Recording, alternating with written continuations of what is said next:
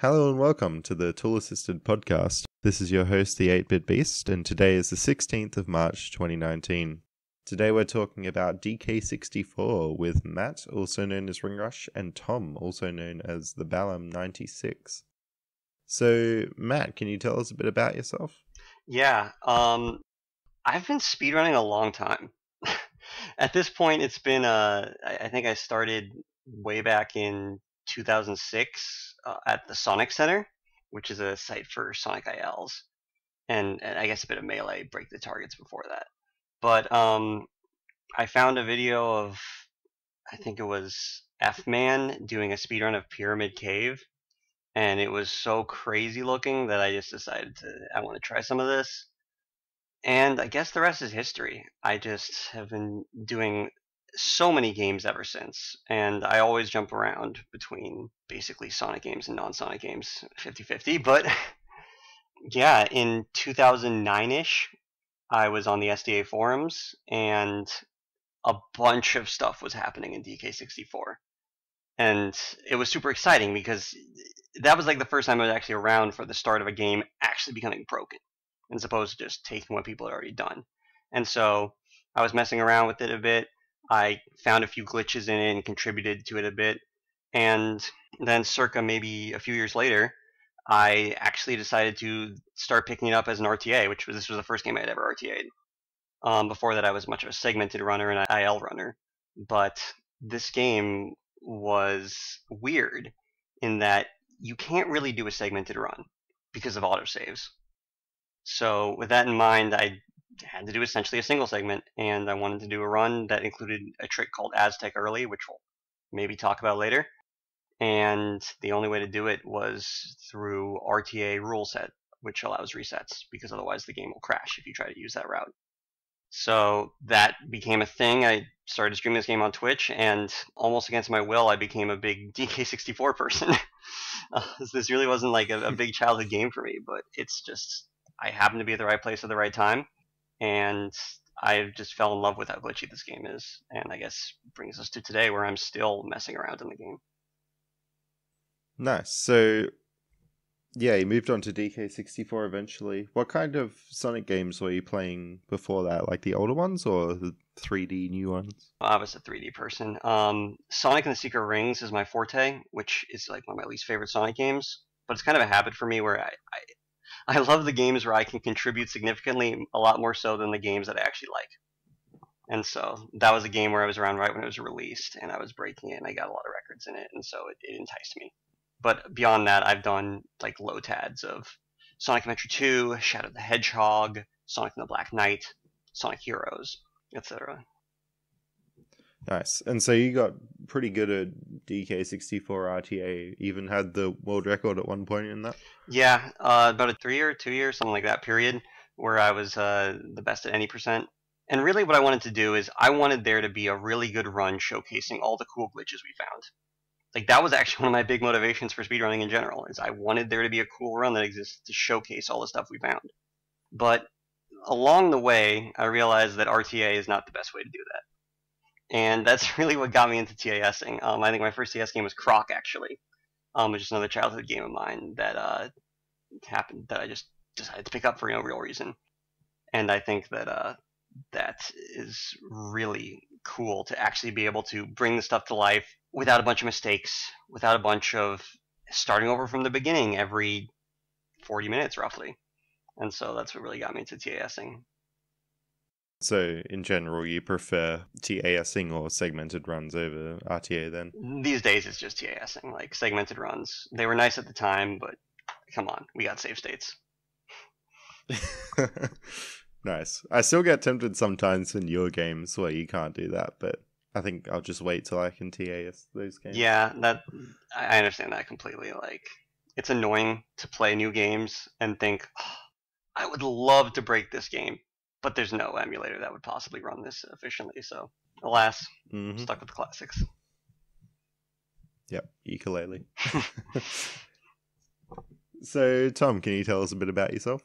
Yeah, so, my gosh, my history with speedrunning has been quite long and windy. So, as with a lot of people who started speedrunning, or how they found speedrunning, I got suggested a YouTube video, which was one of, I think it was the first GDQ that was ever done, the classic games done quick, or maybe it was like 2011 or something like that. And it was of a Super Mario 64 70-star run done by C-Fox. So he was originally into Super Mario 64 and Ocarina of Time before he did DK. And so I thought, wow, like, this game, like, this is kind of fast, you know, and there were a few glitches in there. And so I thought that, okay, this guy, like, does a little bit of speedrunning. I'll see what else he does. So I looked him up and found that he did a lot of DK64. And so I thought, wow, this is really interesting, and he does lots of cool glitches. I kind of want to do them myself. So for the longest time, I was kind of just playing the game, but just breaking it with just, you know, ledge clipping into bosses early, skipping stuff with, like, going into levels early and stuff like that. And so I did a little bit of speedrunning after a little while, and I found out about the speedrunning leaderboards and everything like that. And then because of where I live and, like, just general tendency to not have the fastest version being PAL, I didn't do speedrunning much from, like, 2014 all the way up until 2016. And then from 2016 onwards, I came back, got myself, like, a US console, and just did a lot of DK64, and eventually branched out into, like, a few other games like Earthworm Jim 3D and Banjo-Tooie. But yeah, that's my origin story regarding speedrunning. Nice. I find that really funny because C-Fox basically got me into speedrunning as well, watching an AGDQ run. But for me, it was actually his DK64 run a little bit later. Yeah. I didn't even realize he had a Super Mario 64 run. I did know he was into it a bit, though. Yeah, no, he used to, as I said, he used to do Super Mario 64 and OO2. But no, like, after I got into DK64, I watched his, like the AGDQ 2013 one where he got Fake Key in Helm. But I think a lot of people watched that one. But yeah, no, that's how I got started on speedrunning, was just one YouTube suggestion. And do you remember what the first tool-assisted speedrun you saw was? It was probably like a Super Mario 64 0-star one. I think it might have been like one of the really old ones that Swordless Link did back in like 2011 or 2012 or something like that. So I think I watched that one because it was just like, wow, this is like going through literally all the boss fights and just like skipping to the end of the game just with a backwards long jump glitch. So I think that was my first tool-assisted speedrun that I watched. Like, the first tool-assisted speedrun that got me actually into doing TASs and stuff like that was the 101 Lotad, because of how DK64 is, it just didn't emulate that well. So I didn't really consider TASs all too much. But when I saw the 101 Lotad and just saw how broken the game was, the funny thing is that, like, around the time that the 101 Lotad was being made, there was like a little poll on how quickly do you think the 101 Lotad will be. And I guess like a really like high number. I think I said something like 5 hours 30. Because I thought, okay, well, it can't save that much time compared to RTA. And I just got like blown away by how fast it was, and kind of just took it from there and thought, yeah, no, like, I'd like to do this for myself, you know? Nice. And to remind people, Lotad is kind of like a TAS, but less optimized, which you basically need to do for a long category like 101 and DK, being like 4.5 hours.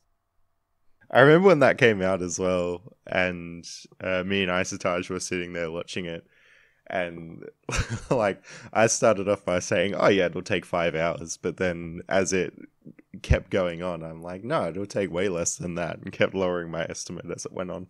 It was a good time. And that was by some guy, I can't remember, some RingRush kind of guy, I think. Yeah. Yeah, I can't. RingRush, do you remember what the first TAS you saw was? Well, first off, I just want to say about that 101 run, I had the exact same experience where I thought it was going to be so much higher. And then as I started working through it, I just, like, every few days or so, I would compute what the new estimate for the ending would be, and it would just go down and down and down. And it's shocking. So it's not just the viewers, like, it was pretty impressive how much time I ended up saving. But anyway, the first TAS I ended up seeing, I don't know as for 100% certain because I was involved with SDA and stuff, so I knew about TASing. But I'm pretty sure, if I had to guess, it was the 1-star TAS for SM64. That was just such a popular TAS at the time, I guess. Like, everyone kind of knew about it because it was so impressive. It was such an example because no one, I don't even think, had done it in real time at that point. So it was really cool. Yeah. I mean, I don't remember what the first TAS I saw was, but chances are it probably was 0-star or 1-star. I think, funnily enough, the glitch, the backwards long jump to get into Didar docks was actually found via TAS, and then, like, I think it was 5 days later, they found that you could skip Didar docks with just a better BLJ. So I think that was actually, they were tassing it and found that glitch, and then, I think, yeah, so I don't think at that point anyone did it RTA. They had a publication with 1-star, though, which is kind of weird if it only took them 5 more days to go to 0-star. It might not have been 5 days. It was something short like that. Yeah, still. Like, these days, if you had to do, Fire Sea and Bowser in the Sky, it would take you, significantly longer than 5 days to do it in TAS, but... Standards definitely evolve over time. Like, you can certainly look at some of these old TASs and realize that there's no way they put as much effort into it as people are doing these days. I mean, maybe I'm wrong about that specific one. Maybe it's just that, like, the trick got found too late into the development cycle and they just chugged through with it, because why not? Yeah, I mean, if you've been working that long on it as well, you wouldn't want to go back and redo it. Mm-hmm. Alrighty, so let's move on to talking about DK64 specifically. So, what kind of early TAS work was there, and how was the emulation at the start? That's a summary of my answer. DK64 emulation has been trash for a long, long time. I do remember when I first started with DK64, I was told to play on the Japanese version. And that's not because the Japanese version is faster, unlike most games. It's actually slower in DK64. But it's because the other versions simply couldn't run on any kind of emulator that worked with TASing tools. So that gives you a sense of how bad things were at the start. And there's been a history of them slowly getting better. So, were there any actual TASs sort of in the early days? The first one that comes to mind for me is the 101 LOTAD, I guess. But were there any really before this? Nothing in terms of full game. There was definitely random things like one of the SM64 TASers uploaded them getting a gold banana at the top of Japes. And another SM64 TASer, I believe it was Bob Mario, had another just like total test TAS. I know there was an early caves like work in progress that was supposed to extend into something, but I don't think ever did. Which I believe there's a funny story about that one, how it actually discovered a glitch years before we actually knew about it, and we'll probably talk about that more later. But other than that, and then me personally finding a few glitches using tool assistants where it did work, there really wasn't much of a backbone as far as TASing until some big fixes came around. So, for example, if you look, I have a video that showcases how bad graphics look like on the old DK64 emulators. And it is what's called graphical spiking, where you'll just see random vertexes of the character's model just extend across the screen. And at some points, it just got insanely bad. And it was kind of hard to take TASing seriously when, if you tried to watch a video, DK would be flying all over the screen just because of how poorly the game's graphic engine was emulated. And so a lot of work was done by a lot of people to try to fix that. And the 101 load tab was actually made before a full fix of that was implemented. Nowadays we have a full fix. It involved a partial fix by destroying, basically turning off part of the game's sound engine, and somehow that fixed it. The problem is when you do that, it changes lag and actually causes desyncs. So if you would record a TAS in basically normally running through, and then you'd want to disable the graphical spiking later, you would actually have to do it in small chunks. Because if for too long a period of time you recorded it without the graphical spiking, it would just desync, and you'd be lost. So there is a heavy amount of video editing that went into the 101 load tab, and that was required to make kind of good-looking TASs back in the day, before a few people, notably Chronicies and Isotarge, made a lot of fixes that basically saved quality of life. I don't think I was around, like, in terms of the tassing scene. Was, I can't remember, was graphical spiking consistent with tasses? So you'd, like, record one thing and it would spike a bunch, and then you'd watch it back and it would spike in, like, exactly the same parts? Yeah, it was consistent. But, again, like, you'd want to try to maintain the audio for as long as possible, simply because a TAS with audio kind of sucks. Like, no one really wants to watch a full run with no audio. So it would constantly be basically recording the whole thing so that you have audio, but then cutting off small sections where it's spiking too badly with no audio. But then once you do the spike fix, you lose audio for the rest of that map. So you wouldn't want to be recording with the spike fix in place, and it got very messy. Very, very messy. Yeah, and it's pretty weird. Normally when you're tazzing, you don't have to worry about video editing, but with DK64 back then you did, I guess. And one thing to point out, and I hope I'm not wrong on this, but the spiking, as far as I know, was more than just visual. Sometimes you would, like, grab a tree and the spiking would warp DK to the origin and void you out of the map or something like that. To this day, we have people coming into the DK64 Discord saying, "Hey guys, I just found this crazy new glitch. I grabbed a tree in the first room of Jungle Japes and warped out of bounds." Because Project 64, which is like just a common emulator for less speedrunning inclined people, still has these glitches in place where you'll still spike to the origin, and it gets ridiculous. It's hard to actually complete the game at some points. You need to skip climbing trees at certain points because it will just keep warping you to the origin. And the origin is usually not in the middle of the map. It is usually far out of bounds.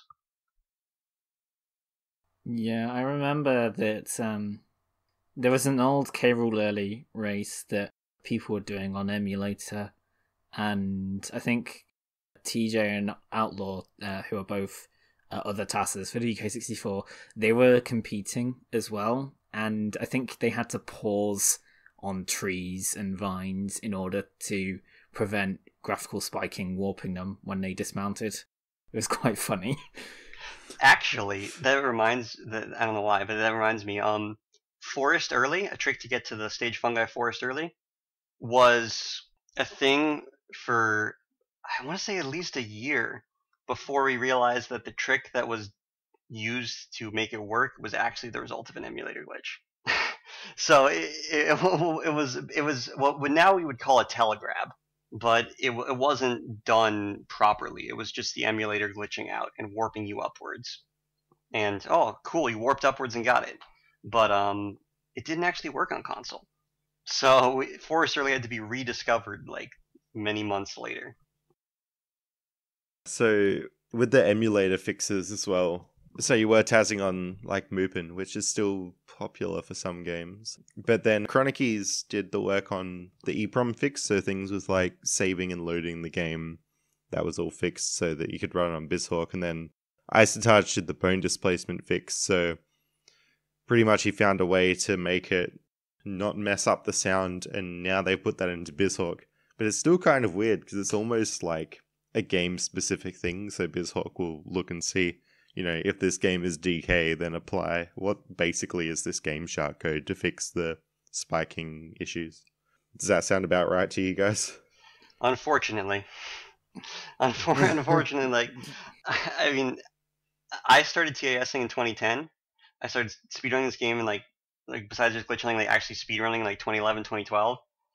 I've wanted to TAS this game for so long. I think my TAS finally got published in 2017 or something for any percent. That just goes to show how long it took to get this stuff kind of in the emulator, everything working properly. The game functions enough that you can actually play it and do a TAS and not have it just be emulator only glitches. Yeah, I think there was quite a funny thing because I remember you did the 101 notad, and then there was this thing of, okay, well, let's do any percent next, and like you were saying, no, it's going to take at least 2 years until it's like fully doable. And the 101 notad was like early 2016, and then I think it was October 2016 when Isotarge was asking people to test his like modified version of BizHawk to see whether it fixed bone displacement, and it actually worked. And I think in October 2016 was when BizHawk also rolled out that change as well. So it was quite the turnover to go from something where we were expecting 2018 at the very earliest to where within less than a year we had a fix for one of the game's most crippling emulation bugs. And I remember watching that any percent Taz live, and it was so exciting to see that it was finally possible after all this time. And also, it was a really good Taz to watch. So, yeah, it was a really good moment. How is emulation now, though? Is it pretty close to console, or is there still work to be done? I would say it's so much closer. Like, it's dramatically closer than it used to be, but it's not perfect. Really, the main problem left is lag emulation. While a lot better than it used to be, still is kind of iffy at some points. Notably, in the K.R.E fight, there's one cutscene where you can save about 10 seconds over N64 just because the lag isn't emulating properly. But overall, it seems to be fairly consistent in most areas, and thankfully so. Because lag actually matters a lot in this game, as we'll find out. Yeah, the thing which I've noticed, the K.R.E cutscene is actually the most notable case of it. But the thing which I've noticed is that oranges seem way more powerful at generating lag, and there are a ton of areas where you should at least be getting a slight amount of lag, but you just don't get it. So I think that it's lag emulation is still really off, as RingRush said, but yeah, I agree with him that it's still significantly better than what it was like in 2015 or 2016. Yeah. Okay. I'm sure we'll come back to what the lag is like on emulator when we're talking about individual tricks as well, but it's really good to hear that it's a lot closer to console than it used to be. Of course, making it perfect would be incredibly difficult, and very few games have that. So let's talk about some specific Tazes now. So we briefly touched on this at the moment, but right now we've got some current Tazes and low Tads. We've got any percent, which is a Taz, and then a few low Tads, which are 101% NLE, which is no levels early, max percent Moveless, and some low A press stuff. There's actually an entire YouTube channel dedicated to low A, which I'll link in the show notes and description. So, any percent we talked about a little bit so far. So, does one of you want to give a brief overview on kind of what you can skip on any percent and how it differs from what you would do in RTA?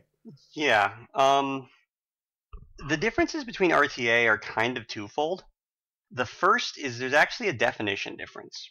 And this was a personal choice made by me in a consultation with a few others and like reviewing TAS videos policies.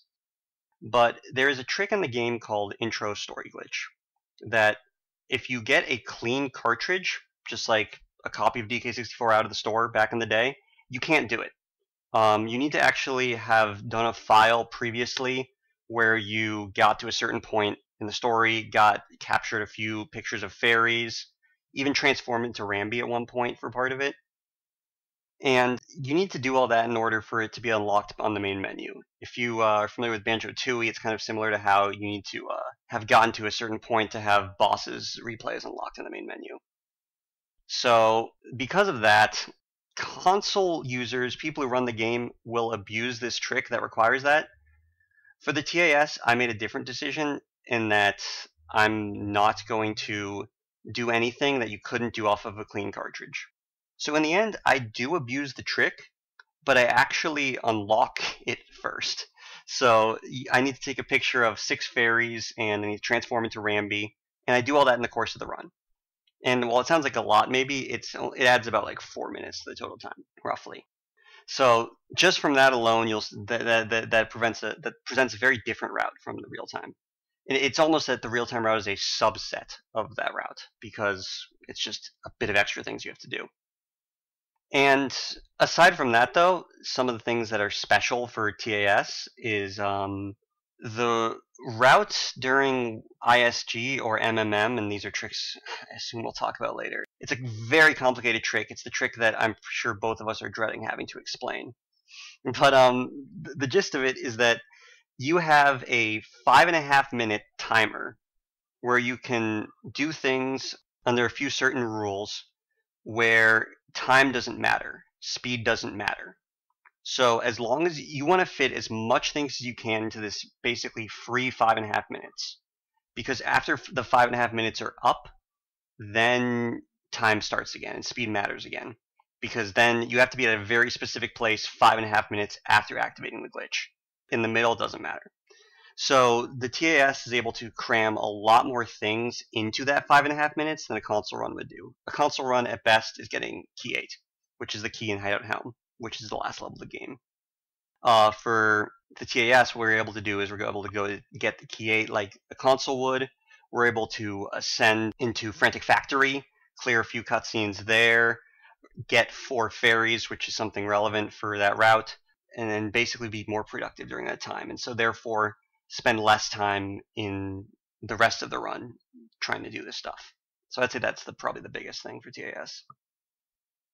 Yeah, and I'm sure that 5 minute timer sets off alarm bells for a lot of people. You know, like 5 minutes of the TAS would be an auto scroller, but it's not quite like that either, because you can always fit more stuff in, and it's really complicated with if you go through a door or trigger a cutscene at the wrong time, it ruins everything. When I watched it, I remember seeing maybe 15, 20 seconds of play around waiting, not 5.5 minutes. Yeah, there's a weird thing where basically every so often, if you were playing the intro story alongside the video, like next to it, whenever a transition would happen in the intro story, something is going to happen in the game if you trigger a cutscene. And so that actually creates some weird things where you need to get around. You need to specifically trigger a cutscene and then fade out into a loading zone in order to not what's called getting sucked back into the intro story and losing all your progress. So a lot of the time it revolves around making sure that these transitions don't interrupt with the gameplay. And so there's some interesting stuff around that. So any percent was quite recent, and that used the emulator fix, but the 101% load tab that you made as well, RingRush, now that didn't use the fix, and that was quite a while ago now, actually. When was that? Off the top of my, I believe early 2016, something along that ilk, maybe 2015.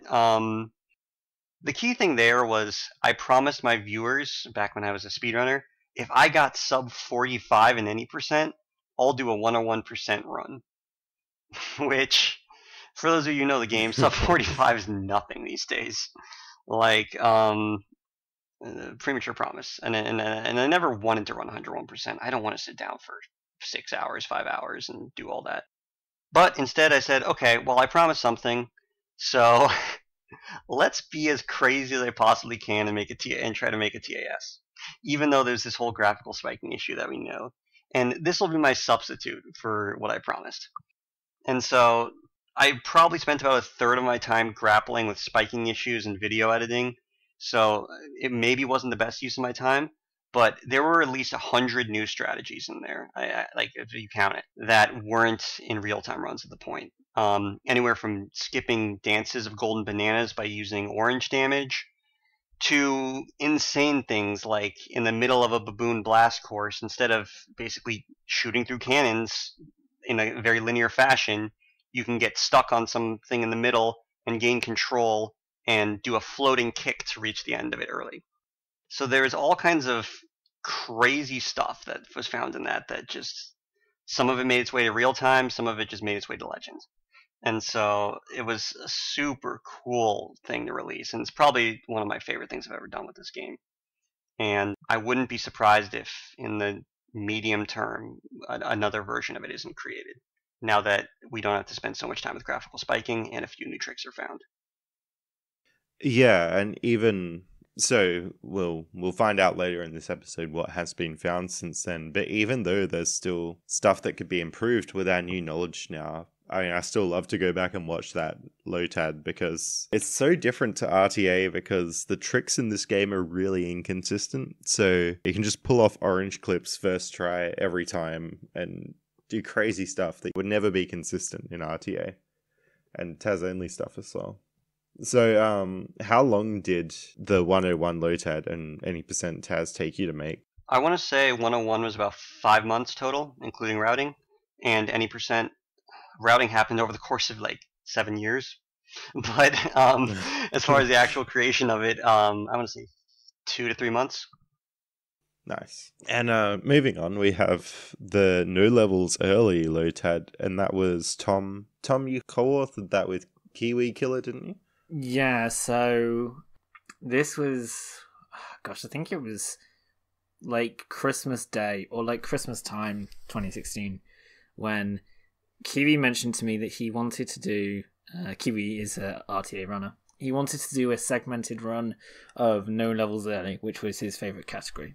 And I said, well, why not take it one step further and do a TAS? So we kind of like did a lot of routing together, and I showed him all the whips and stuff. So in terms of actual making of it, like I did all the tassing, but he helped like a bunch with in terms of routing and like seeing what else could be improved in terms of movement and stuff like that. Because he has a lot of knowledge regarding movement that I do not. So yeah, the NLE Lotad was quite an interesting one because midway through making it, I found a glitch called spawn snagging, which we'll discuss later on. But it started kind of a new era. I wouldn't say a new era, but it's an interesting thing where we have to split up task files because of viewer watchability versus wanting to remain true to a task. So you want to have a case of where a viewer can watch something and know exactly what's going on, but because of the way the trick works, you need to have the level deloaded in certain areas, and so you kind of have to split the task file up in order to make it work properly. But yeah, the NLE Lotad was a fun one to make. Good. Yeah, NLE, for those who are less familiar with DK64, it's kind of like the middle category. So you're not allowed to go into any levels early, and it's about 2 hours, whereas any percent is about half an hour, and 100% RTA is a little bit over 5 hours. Generally, these middle categories are constructed in such a way that they're pretty entertaining, just by design, really. So yeah, I thought NLE was a really good watch, and because this was later than the 101 Lotad, it's interesting to see what strategies came about since then. Yeah. And then it got obsoleted like 2 months later because Glorious found a trick. Oh no. It's always the way, isn't it? Mm-hmm. That's why Lotads are great. Yeah, you were lucky that it got obsoleted in 2 months as opposed to, I think 1 week after the any percent TAS came out, phase walking was found. Oh. Well, what was it for 101% where Cave's Beetle Race skip got found as well? Oh, yeah. That was me myself, though, so that's my fault. I found another, like a minute time saver, like, a week or a month or something after that was done, so there's a history here with DK64. Okay, so Tom, you also made max percent moveless, where you got 78.65% game completion without any moves. So what swayed you to do something like this?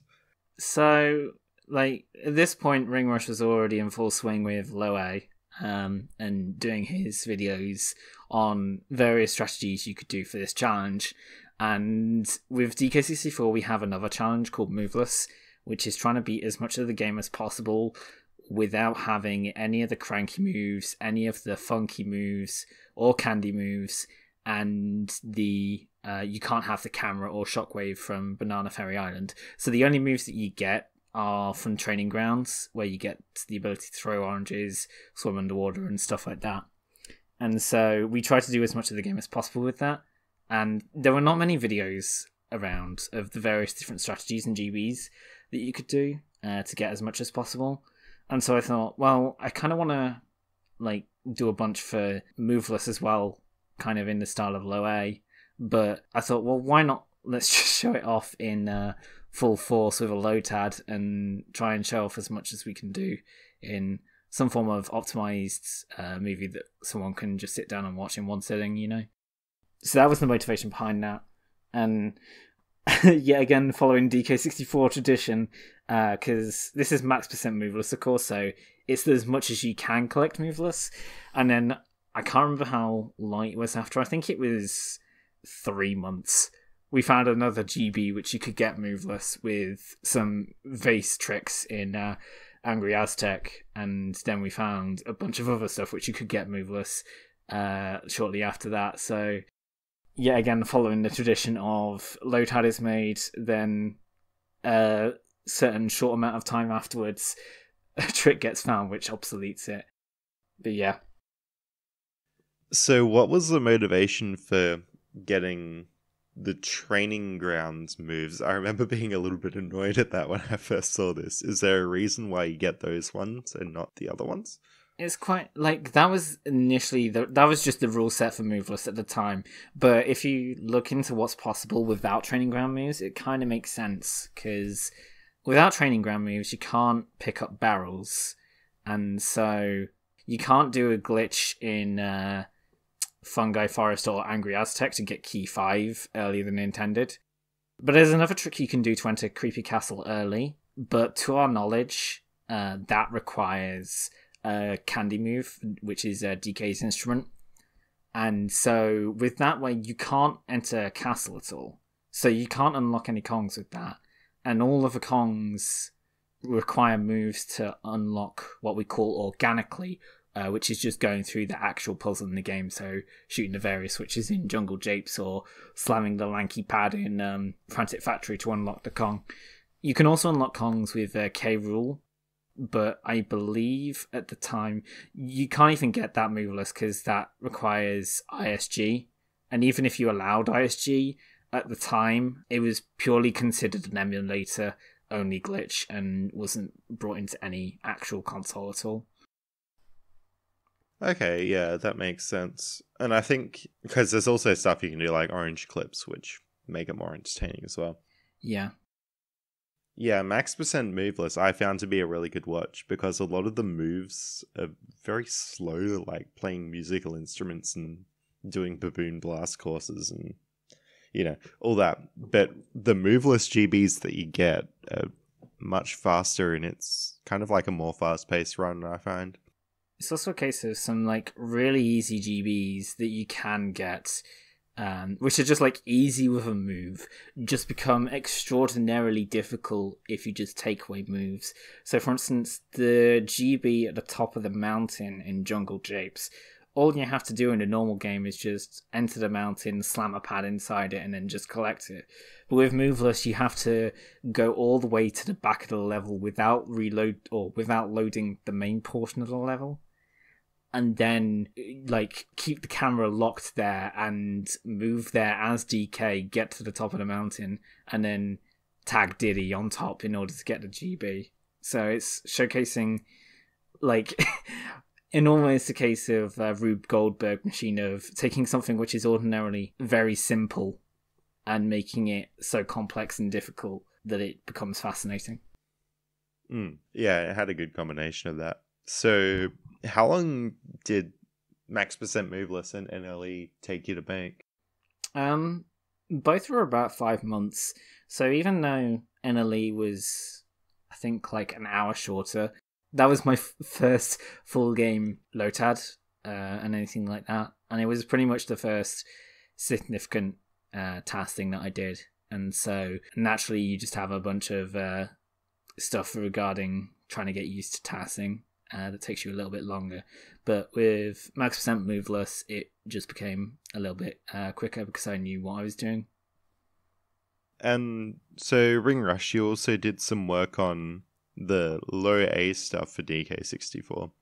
Now, I'm sure that this could be basically a whole episode on its own, as well as the Moveless. But can you give us a brief overview on what you've done in low A? Sure. I think the best way to put this is it takes 3 A presses to start your file. From there, you can get 193 of the 201 gold bananas in the game without pressing A again. So this game is insanely busted when it comes to the A button challenge, and it's busted in super interesting ways. In my opinion, and probably a lot of others who have seen a lot of these A button challenges, it's the most interesting one outside of SM64.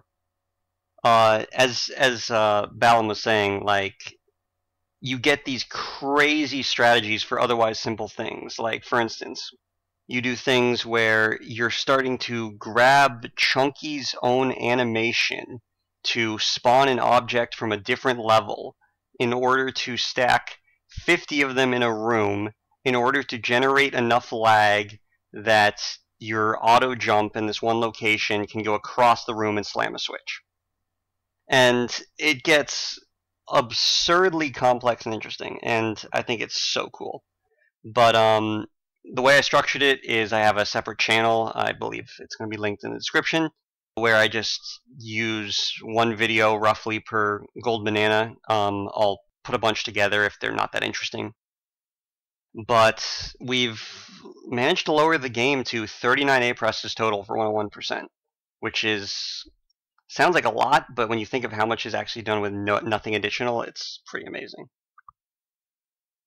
Yeah, and it probably seems like a weird category for those who aren't familiar with it, but to the listeners, if you haven't seen Pan and Coic's low A press videos in Super Mario 64, they're definitely worth a watch. And yeah, it gives you a whole new way of looking at the game, and it can be really interesting what strategies end up happening. So you're basically, when we're talking about low A presses, it's like 1 A press is, pressing it down and then letting it go. So you can press A and hold it for a really long time, and that's just 1 A press. So correct me if I'm wrong here, Matt, but you're holding A for most of the run? Yes, I am. A lot of people listening to this probably know about the 0.5x A presses and the whole memes around that. I acknowledge them, but in a game that's not really individual level based, it's not as clearly separable as SM64. I believe the notation isn't particularly useful. There are a lot of things in the game where it's just nice to have A held. Often it's just a way to speed things up. Sometimes it's actually a useful thing. And so I just think of it whereas, okay, you're going to use A 3 times to start the game. That's probably not going anywhere. If it goes somewhere, I will be more than happy to change my mind, but I doubt that's going to go anywhere.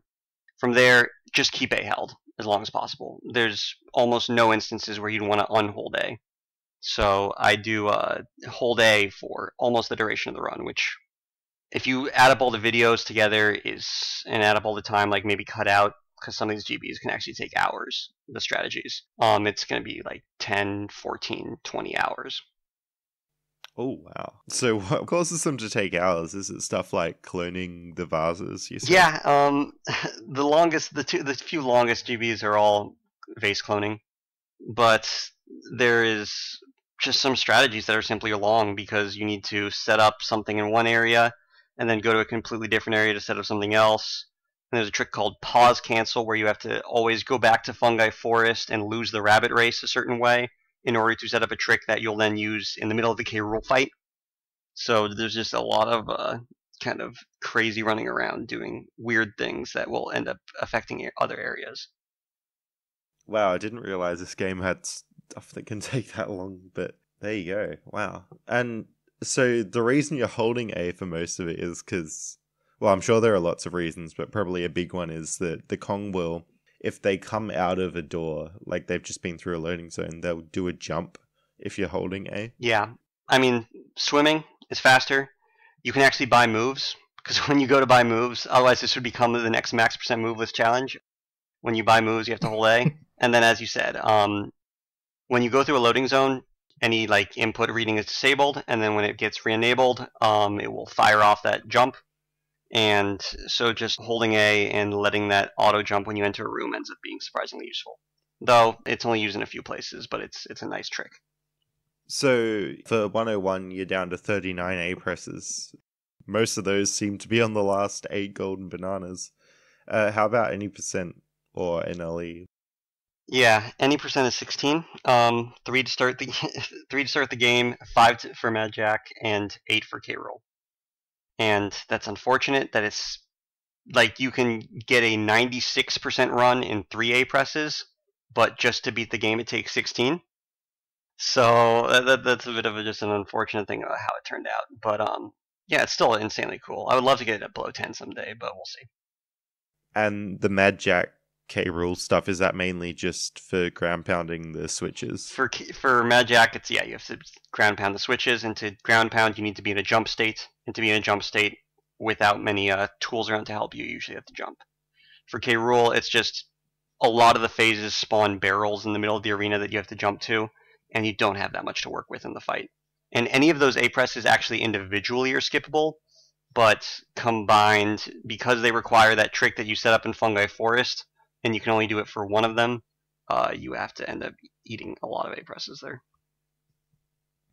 Alright, I think we should move on to talk about specific tricks and techniques. So we'll come back to talk about how these tasks are improvable, but before that we'll talk about, what tricks have been found since then. So I don't want to go really far back here, because you can basically watch, let's say, CFox's AGDQ run and get most of the more historical tricks pretty quickly. But we will go reasonably far back and focus on stuff that's more in a TAS context rather than what you might be familiar with RTA. So first thing we should talk about is orange clipping and just how lag works in this game in general. Yeah, so DK64 is an incredibly laggy game, and the developers kind of knew this.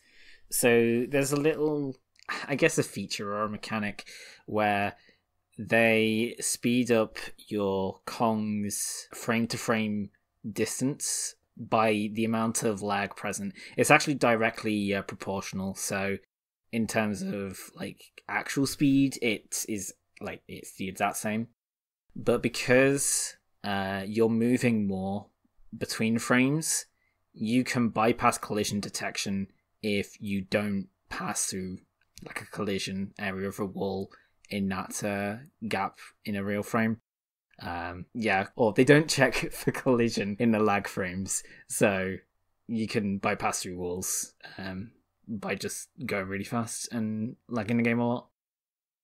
Yeah, and I think a good analogy for why this is so broken is to kind of look at a less broken game in comparison. So Banjo-Kazooie does a similar thing. It speeds Banjo up when the game lags, with a few key differences. So in that game, there's a cap on how much you can speed up. It's 1.5 times the normal speed.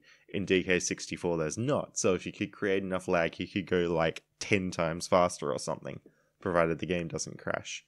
Also, in DK64, you just get sped up horizontally, so you'll move further, but your jump height won't speed up. Like, you won't speed up in your vertical speed. So as a result, you can kind of fall slower but still be moving faster due to lag, and that allows you to clear great distances, like Solar Kick, for example, where you jump from the head of DK Island to Hideout Home.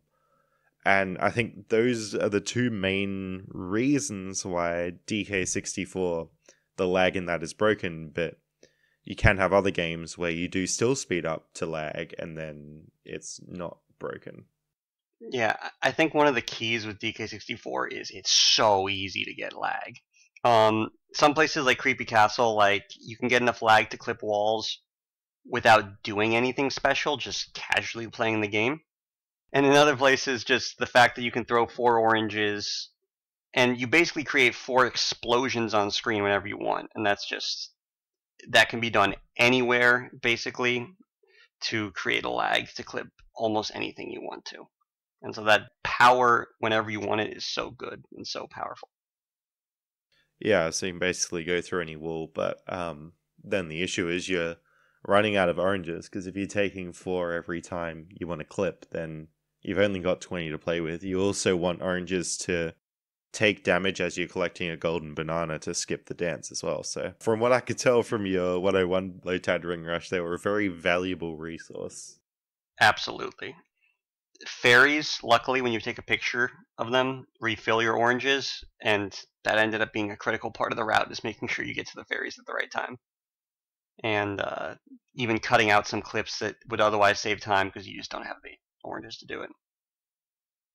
Yeah, so that's often known as orange clipping, but it really is lag clipping more than anything. You don't need oranges, as you can see in Creepy Castle. And some RTA runners play this game on Virtual Console because it's faster, because it has less lag, but then you've got kind of lots of trade-offs there, because yes, there's less lag, so a lot of things are faster, but then you can't do orange clips because there's less lag, unless you're in like a really laggy place like the top of Creepy Castle or something. You can still orange clip on VC there. Yeah, do you reckon there's any chance of doing Taz's on VC? Would you if the emulation was good enough? There is a trick we're going to talk about pretty soon, actually, that is likely only going to be possible on VC, and if that ever gets solved fully, then I would absolutely TAS on VC if possible. But other than that, unless VC gets like a specific trick, there's kind of no real point. N64 is more interesting because it has lag clips, and it just has a lot more cool things you could do with it. So personally, I wouldn't go to VC unless a specific hypothetical trick gets found. How about you, Tom? Would you Taz on VC? No, I agree with RingRush that unless a trick gets specifically found for VC where it just adds something to the run, I just don't think it's really worth it, especially with all the tools that we have for N64 tassing that we would inevitably have to start up again and get all those working for VC. Yeah, not only that, but it's probably going to be a really long time until you could Taz on VC, even if you wanted to. Mm-hmm. Alright, so let's move on to talking about Blast-O-Matic Kick, or Bomb Kick for short. I mean, this is a way to get into Hideout Home early as DK, and you, RingRush, had a lot of fun doing this RTA. So, Bomb Kick was a TAS I made. It was like a 40-second TAS I made in 2013 or 2014 or something like that, pretty early on. That was used to save what would theoretically save 45 seconds in any percent by skipping the move monkey port. Then something happened where a significant other trick was discovered, such that when combined with Bomb Kick, it would cut out 4 Kongs from the run and all of Angry Aztec and all of Jungle Japes. And suddenly this trick was saving 10 minutes. And at that point, well, I mean, it was nice when it was a 45-second time saver for TAS, but when it's a 10-minute time saver, it feels hard to grind for runs knowing that if anyone does this trick, they're going to beat you by an absurd margin. So what do? You start grinding for the TAS trick. And luckily within the first week, we found a few simplifications. The original strategy was actually kind of absurd. We found a way to cut out basically like maybe a quarter of the trick. We found a moon kick at basically a floaty kick at the start to skip an annoying what's called a skid jump. So that was nice. And in the end, though, it still took me like 50 hours to get this trick. Obviously not all at once, but like over the course of the month, just oftentimes when I was doing other things, just grinding this trick. I'm on a Skype call, I'm grinding this trick. I'm watching a stream, I'm grinding this trick. These days, we understand it a lot better, and we know a few extra optimizations I didn't know at the time in order to make it easier. But for a long time, this was a serious issue, and when I finally did get a run with this trick, it was probably the most hype run for me that I've ever gotten. It was so exciting to actually get this thing that took 50 hours to get once, like to actually get in the run. It was just incredible. And yeah, that really spurred a dramatic change in how this game's any percent looks, from 5 Kongs to 1 Kong. But that was all thanks to TAS, because without TAS, there's no way this would have ever been found. And this took any percent from like 42-ish down to about 30 minutes when it was found. Yeah. My record at the time it was found was 42:17, I want to say. And by the end of the time I was done with this trick, me and several other runners grinding it down, it was at 29:29. And then since then, more minutes have saved off with a few other optimizations. Nice. Yeah, it's difficult to express how hard this trick actually is. I think probably like it's a fair guess to say maybe less than 10, maybe less than 20 people in the world have ever done it. Luckily it's been obsoleted now. Isotarge has a pay spin on literally everyone who has successfully pulled off this trick on video, and I think it's 15 people now. And most of it is people who did it or had to do it when that was actually the way to get a sub 30 time in any percent, was doing this trick. Yeah, he taught me to do it once. I'm not sure if that's in the pay spin, but I did it on like emulator with the save state just about to do the kick. Even that was like, he confirms that it was possible to do it off that save state, so I knew, and then I grinded it for like a very long time and got it. Completely pointless now, but it was good fun. It is pointless for real time, but actually in the any percent TAS, it made a somewhat surprising comeback. Because the trick to obsolete it involves using the tag barrel at the start of DK aisles and then doing a few tricks involving that. But in the TAS, because we're cramming so many things into this 5-minute section, we actually go to Frantic Factory first, then come out and have to go to Helm, so we can't stop by the tag barrel at the start of aisles. And so Bomb Kick made a comeback. It was kind of exciting after all these years to see it again. Yeah, and it's good to not lose that knowledge just in case it's useful somewhere else at some point. Yeah, and Bomb Kick uses something called a moon kick, which we've alluded to many times now. Basically what a moon kick is you're doing DK's aerial attack, like his jump and then press B attack into the ground and then quickly pressing B again to do the kick. So you get the initial... Is it the initial speed of the kick upwards and the gravity of the aerial attack? It's the initial Y velocity of the kick, and then you get the Y acceleration of the aerial attack. So that's what's happening there. And because the aerial attack has a lower Y deceleration, it means that you essentially just fall to the ground a lot slower, of course, and means you can get a lot higher with just one kick. And yeah, the listeners who are familiar with calculus or physics or whatever will be pretty familiar. Done a million of those questions before, but lower acceleration / gravity, a higher initial upward speed means you get a very high kick, and that lets you get from the little blastomatic cannon shooty laser thing all the way up to K.R.E's mouth, and it's used in heaps of other places. So yeah, that's a moon kick.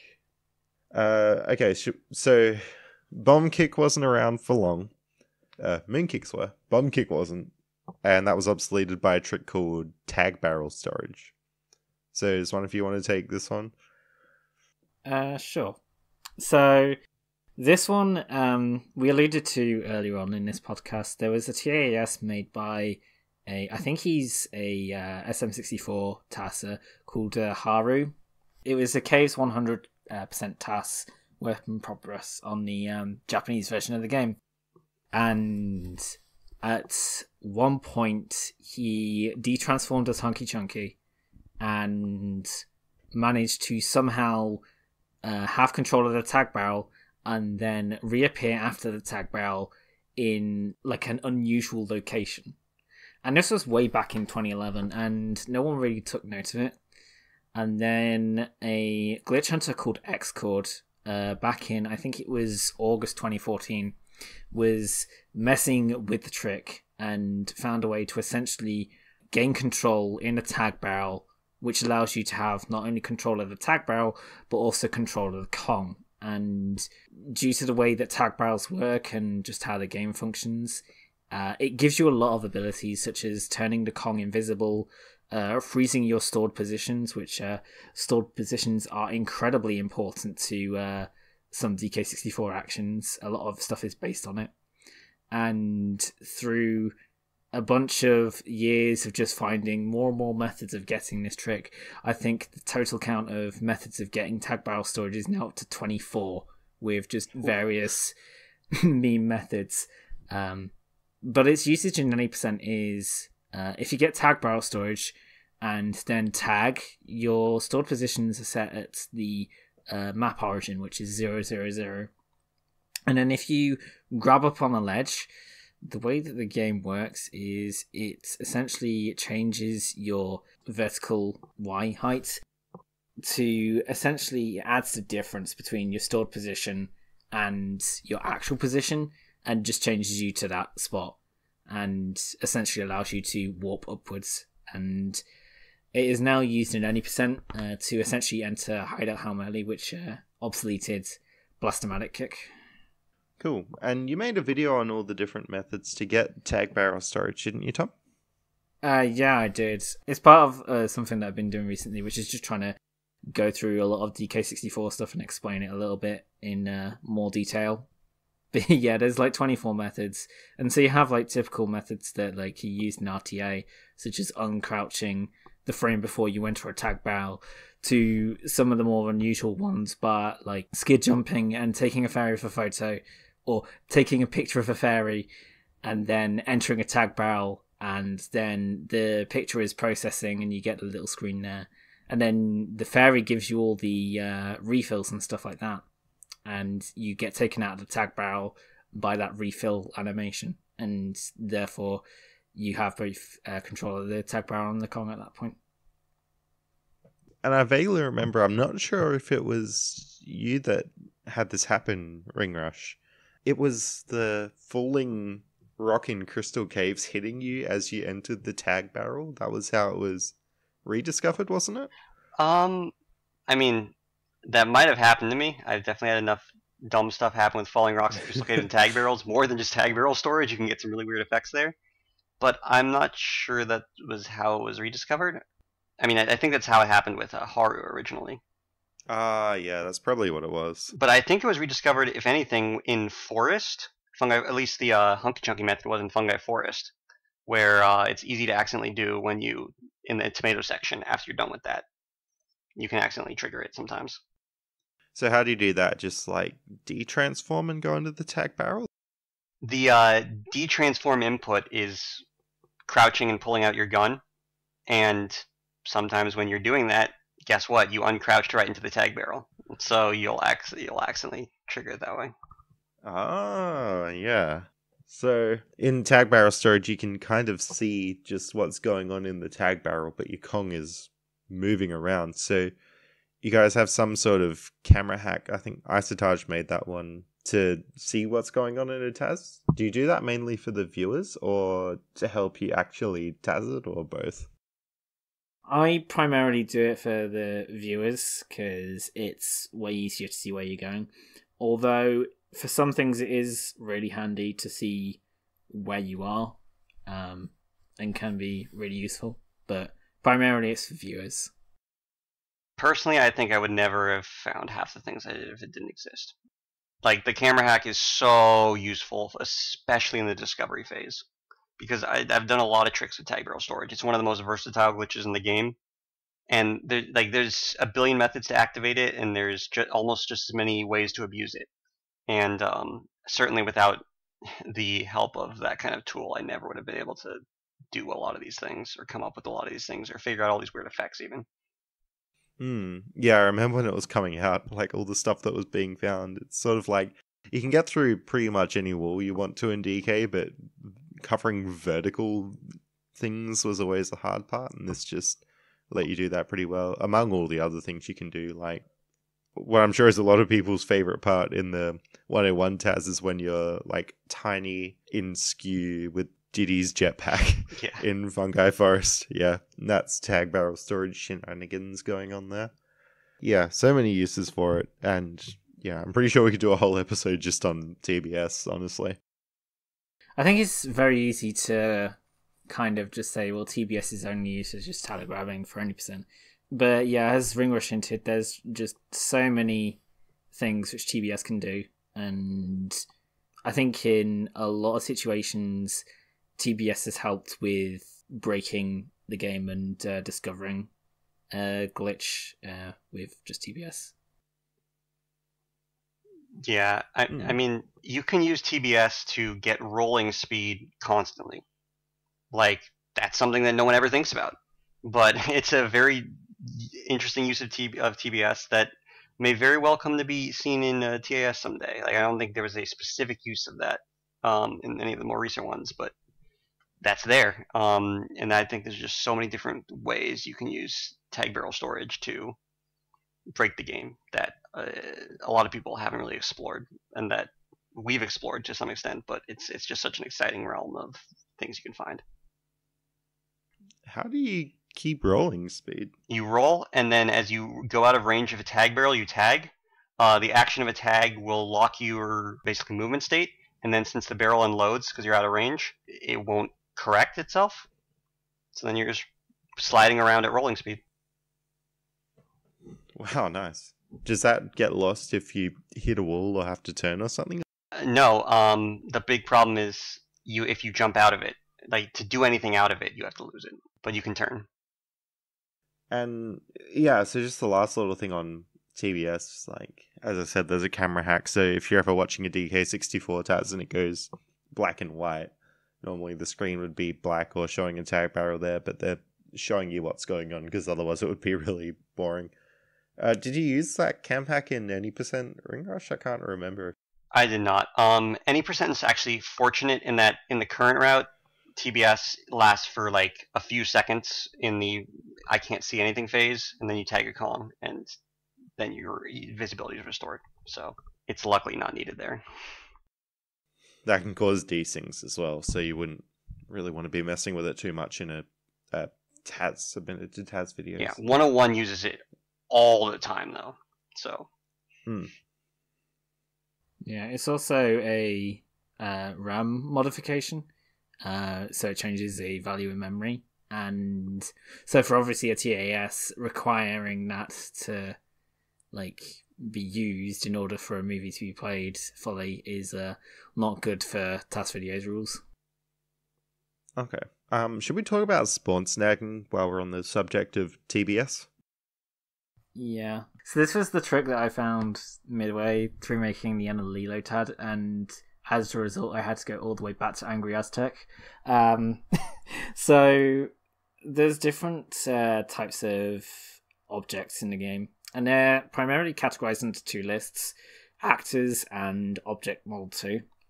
And so with object model 2, they are permanently loaded in the map, and some of the objects which you might encounter are GBs, and if a GB has a puzzle locked behind it, so for instance, Arcade Round 1, where you have to beat the first round of Arcade in order to get to the GB, the GB is always there, and the GB, until you load the room, is tangible and collectible. And then when you load the room, the game performs a check to see have you completed the puzzle, and if you haven't, then one frame after the check, it makes the GB intangible and also makes it disappear. So if you keep the room deloaded, you can actually collect the GB earlier than intended. And so I think there's like, I want to say 50 or 60 GBs out of the 201, which have this little property and can potentially be used to acquire GBs a lot earlier than intended.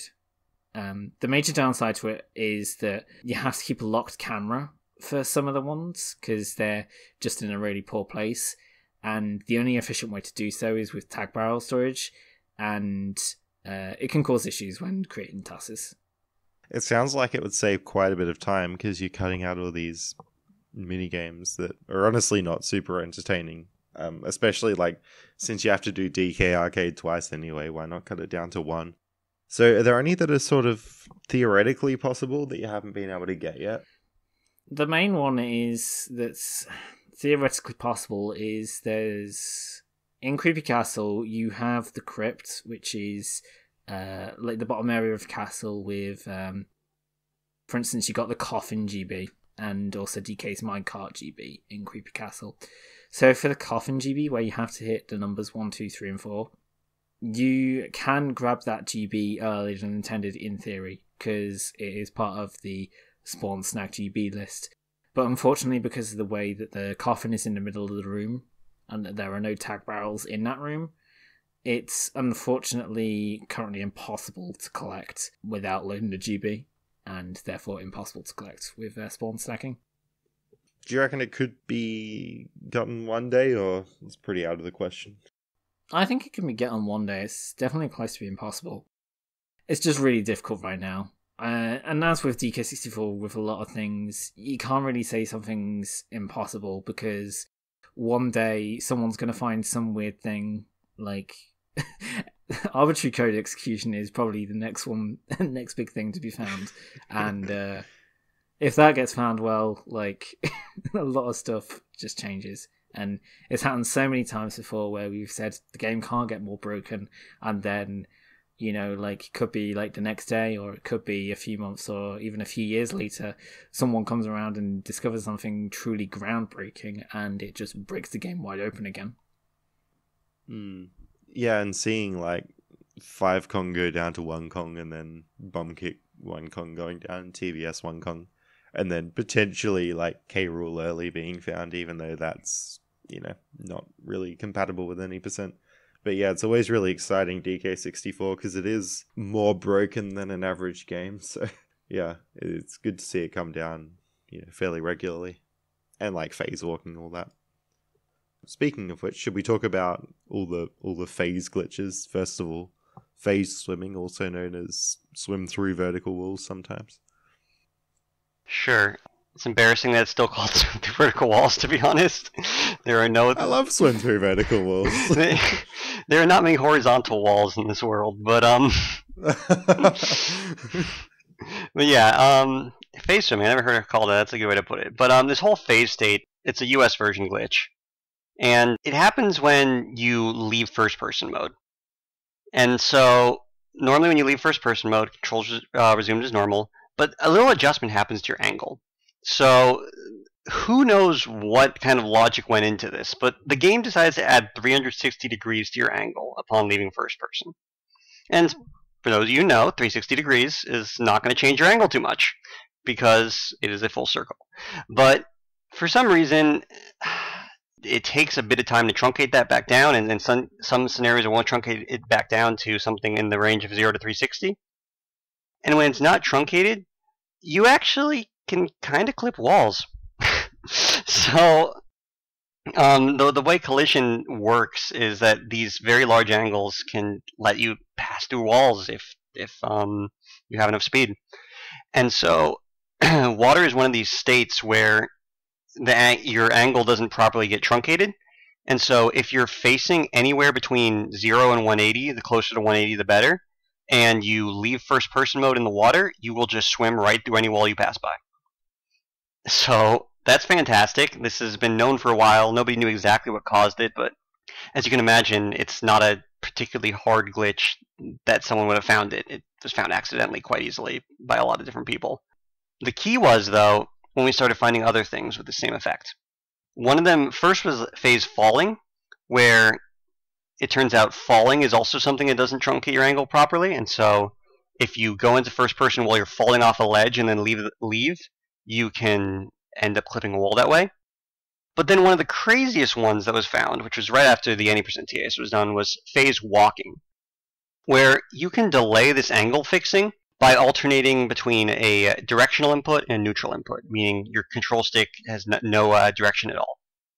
And so if you go to first person and then leave and then do a back input, and then do a neutral input, and then do a forward input, that's a trick called instant acceleration. But if you keep doing neutral forward, or hold crouch, which is another thing that works, you can, from anywhere, walk through any wall that is facing the proper angle.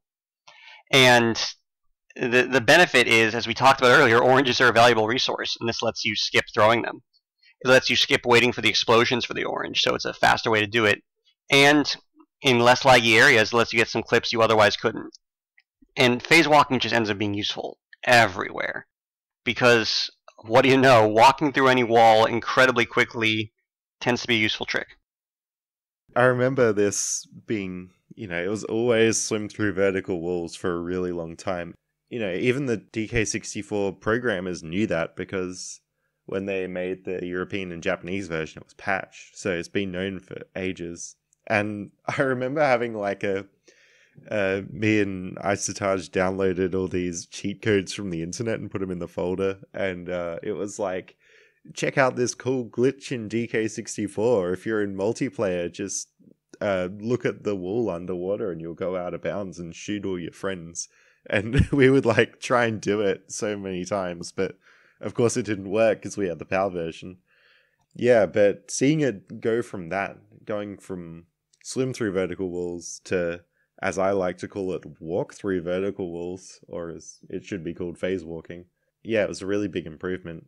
And from what I understand, people have done this RTA as well, haven't they? Even with the frame perfect joystick inputs? Yeah, it's been done RTA several times by quite a few people. I think it's in the current 80% world record. And it's even more important on Virtual Console because it's harder to get through walls on that due to less lag. So, as you briefly mentioned before, RingRush, the wall has to be at a particular angle. So if you're in like a room that was just a cube and you wanted to get out of it, you might only be able to get through one of the 4 walls, is that right? Or maybe 2? Yeah, usually you can get through one wall, and if you add lag to increase your speed and kind of make up for, quote, the lack of clippability, you can do 2 walls. It has to be somewhere in that 0 to 180 range. The closer to 180, the better. Nice. Well, I think that was TJ who found that, tasing some DK64 stuff, and it was really good when that was found because most of them can be obsoleted by orange clips, but as I said, it brought the times on Virtual Console down heaps. Well, you say obsoleted by orange clips, but the funny thing is that in most scenarios it's actually faster to phase walk, because not only do you have more room for oranges if you phase walk, because you skip burning up to potentially 4 oranges, it's also the fact that it's just a faster thing to execute. So, funny enough, phase walking has it's used in a lot of places instead of orange clipping, and saves a big bunch of time because it's faster and also doesn't burn through oranges. Yeah, obsoleted might have been the wrong word there, but it's very clean to look at in the TAS for sure, and it's another thing that the TAS can do so cleanly, but pulling off a phase walk RTA is a really big deal, so they tend to only do it when they have to, not to save like 2 seconds or something. So should we move on to talking about MMM, or main menu moves? Main menu modes? I forget what it stands for. Matt wants to mention? Oh, no. No one likes explaining MMM. ISG and explaining ISG and MMM is one of the hardest parts about being a DK64 runner. It's not an easy trick, and this is the trick I alluded to earlier. The whole 5-minute timer thing. Basically, in the main menu, if you have 2 fairies, you can watch the intro story. The intro story is about a 5.5-minute cutscene, and it shows the story of the game. It's actually not that interesting. But if you cancel it at the right small little window right after it starts, you get in a very weird mode called the intro story glitch. Name that because at the time OOT was big and ISG, get it? It's the same thing. But anyways, once you start intro story glitch, you activate that weird effect that I talked about earlier, where like passing through loading zones can pull you back into the intro story and all that stuff. And that's really the big thing, is that there's some music glitches, there's some weird things, but the key thing here is if you trigger a cutscene at the wrong time, you will get pulled into the intro story. And what that means is when the intro story is done, you will end up where the game would start in DK's house. So the key inside of main menu moves, or main menu mode, honestly both are used interchangeably. Mad Monster Mansion actually is used sometimes. But the key insight here is that you don't necessarily have to be in the game to trigger a cutscene. And if you trigger a cutscene in the main menu, which you do just by idling for a bit and just random things happen in the background, you can take into an adventure file some pretty weird effects. For example, you take in the inability to pause, which not particularly useful. Inability to save, also not particularly useful. But you do take some critical properties. For example, any moves you have. And you may think, okay, if you're on the main menu, what moves do you have? Well, actually, you get a few. In the little gameplay demos before the game starts, where you, like, for instance, watch Diddy in the minecart, you can actually pick up a move or two because they had a move or two in those demos. And if you enter a boss fight, well, in the mystery menu, basically in the boss replay menu, well, they have to give you moves for these boss fights, so obviously you're going to get some moves there. And some of the arenas, like the Rambi minigame, also will give you almost all the moves. And so, suddenly, you get pulled into your file with a bunch of moves you didn't have before. And at first you may think, great, I don't have to buy the moves from Cranky. That's going to save some time. Well, okay, cool. It also saves the time collecting the coins for that. It also saves the time clearing all the training barrels, which you need to do in order to start buying moves from Cranky.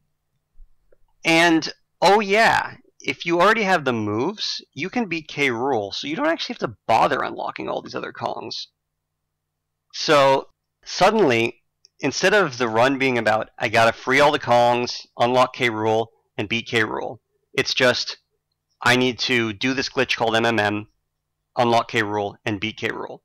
And because of the structure of MMM and that 5 minutes free time where you can wait before the 5-minute mark where if you're on the main menu you get pulled into the game, you can actually make progress during that time. So really, that the extra time of MMM isn't that much.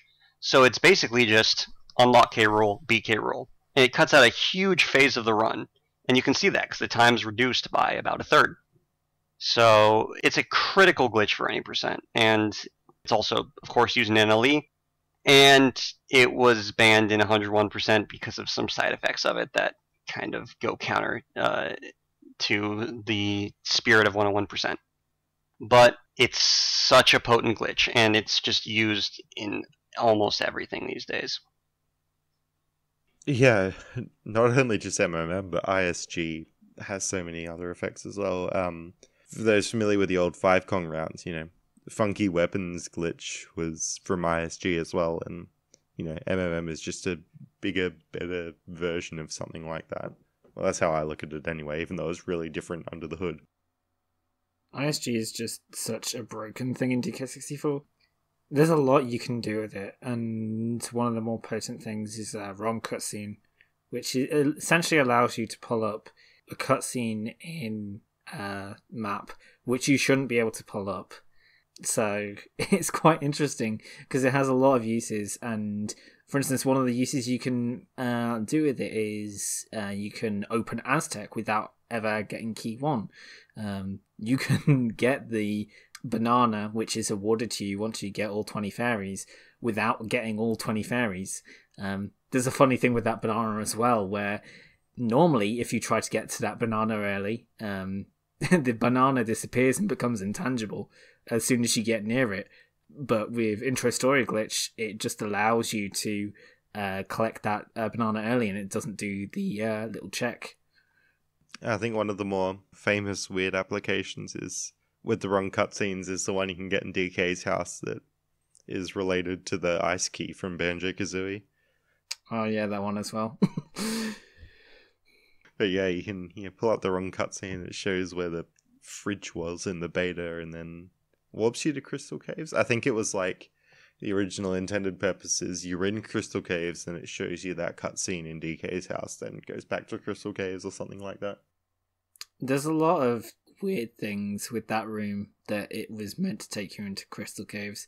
There's a bunch of enemies in that room, which the spawners for those enemies are inactive for some reason, and they're just not in the game whatsoever. And so we're not sure why that is a thing. There's also a cutscene in that room which leads on to the Ice Key cutscene you were talking about, and you get warped to that cutscene. and that's not accessible at all in the real game. And that room is just a complete mystery, and there's a lot of things we don't know about it. Mm.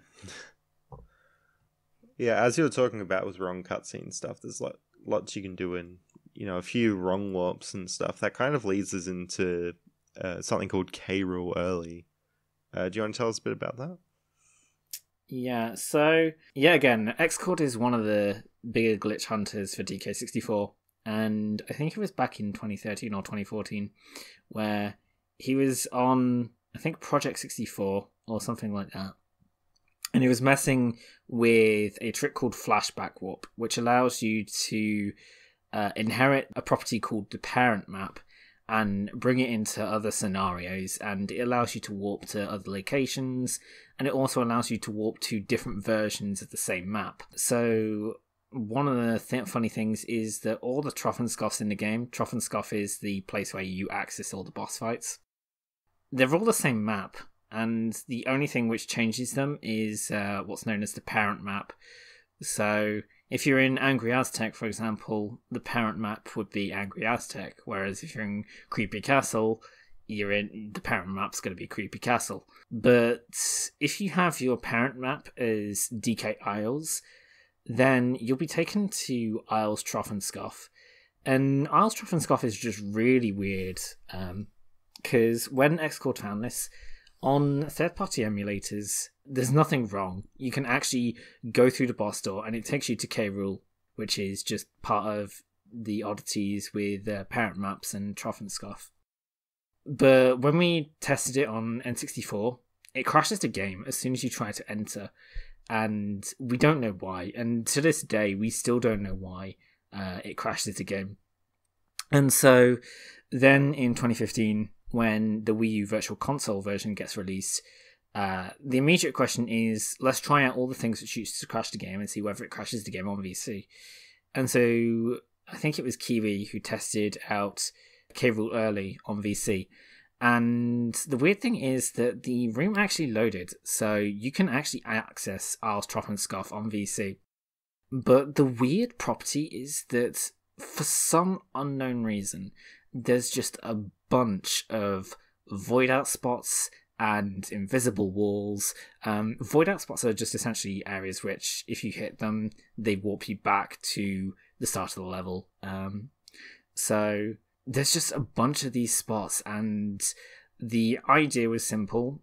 We have this version which can load Isles Trophenscoff, which is counted as an official version of the game, and we've got all these barriers essentially blocking us from accessing the boss door.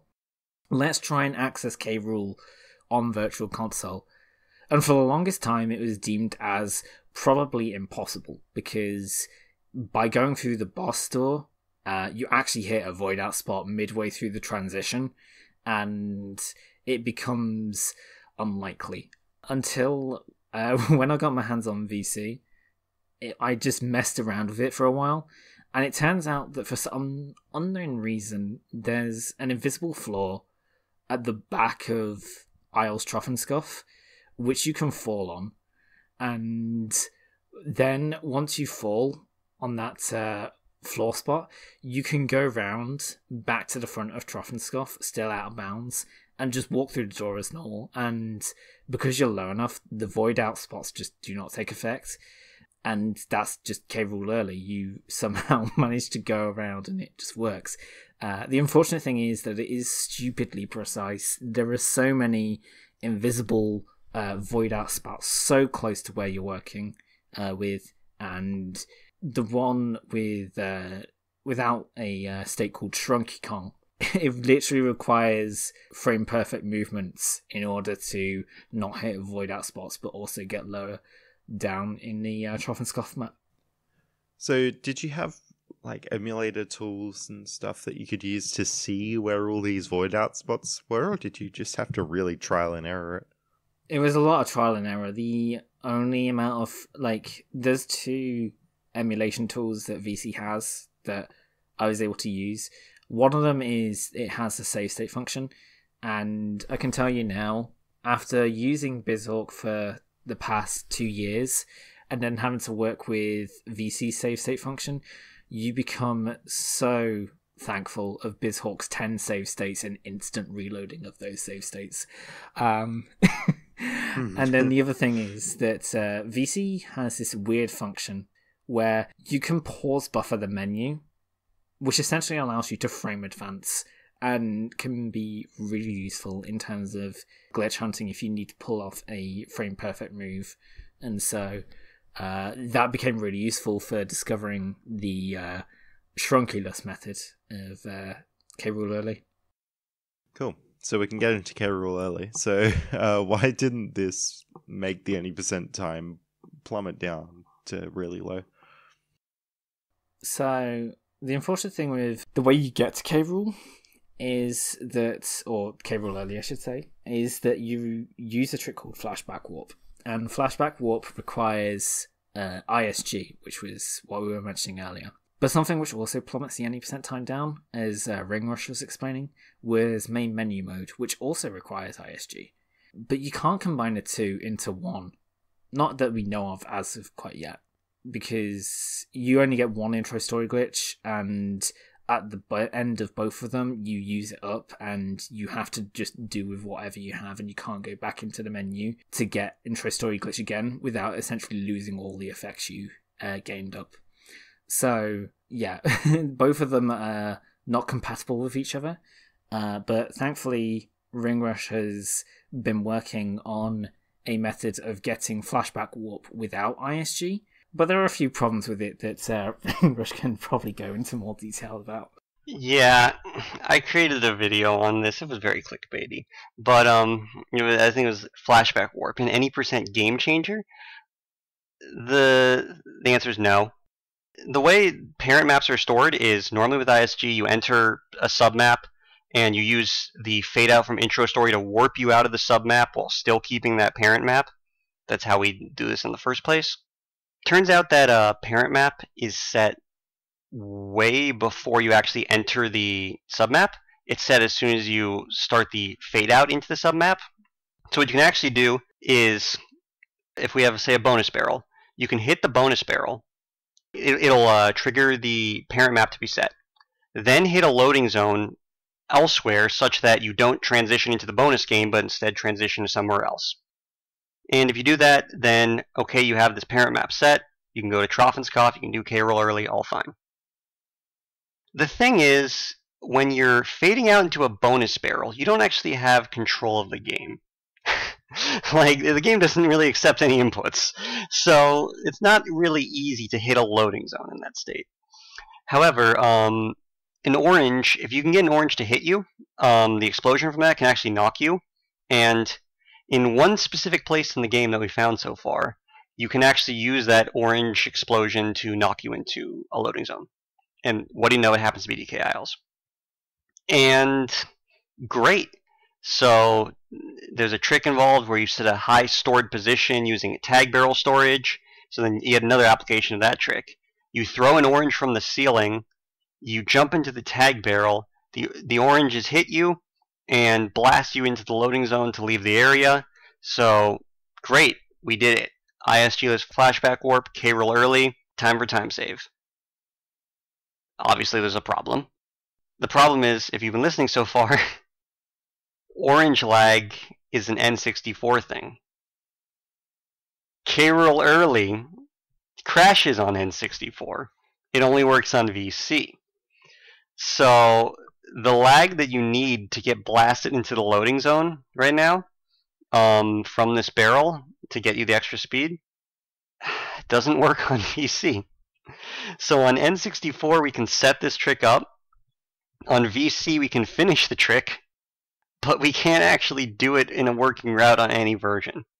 So we're stuck in this weird middle ground where, great, we can get ISG-less Flashback Warp on N64, but that's not going to do anything for us because that version can't actually get the payoff. Wow.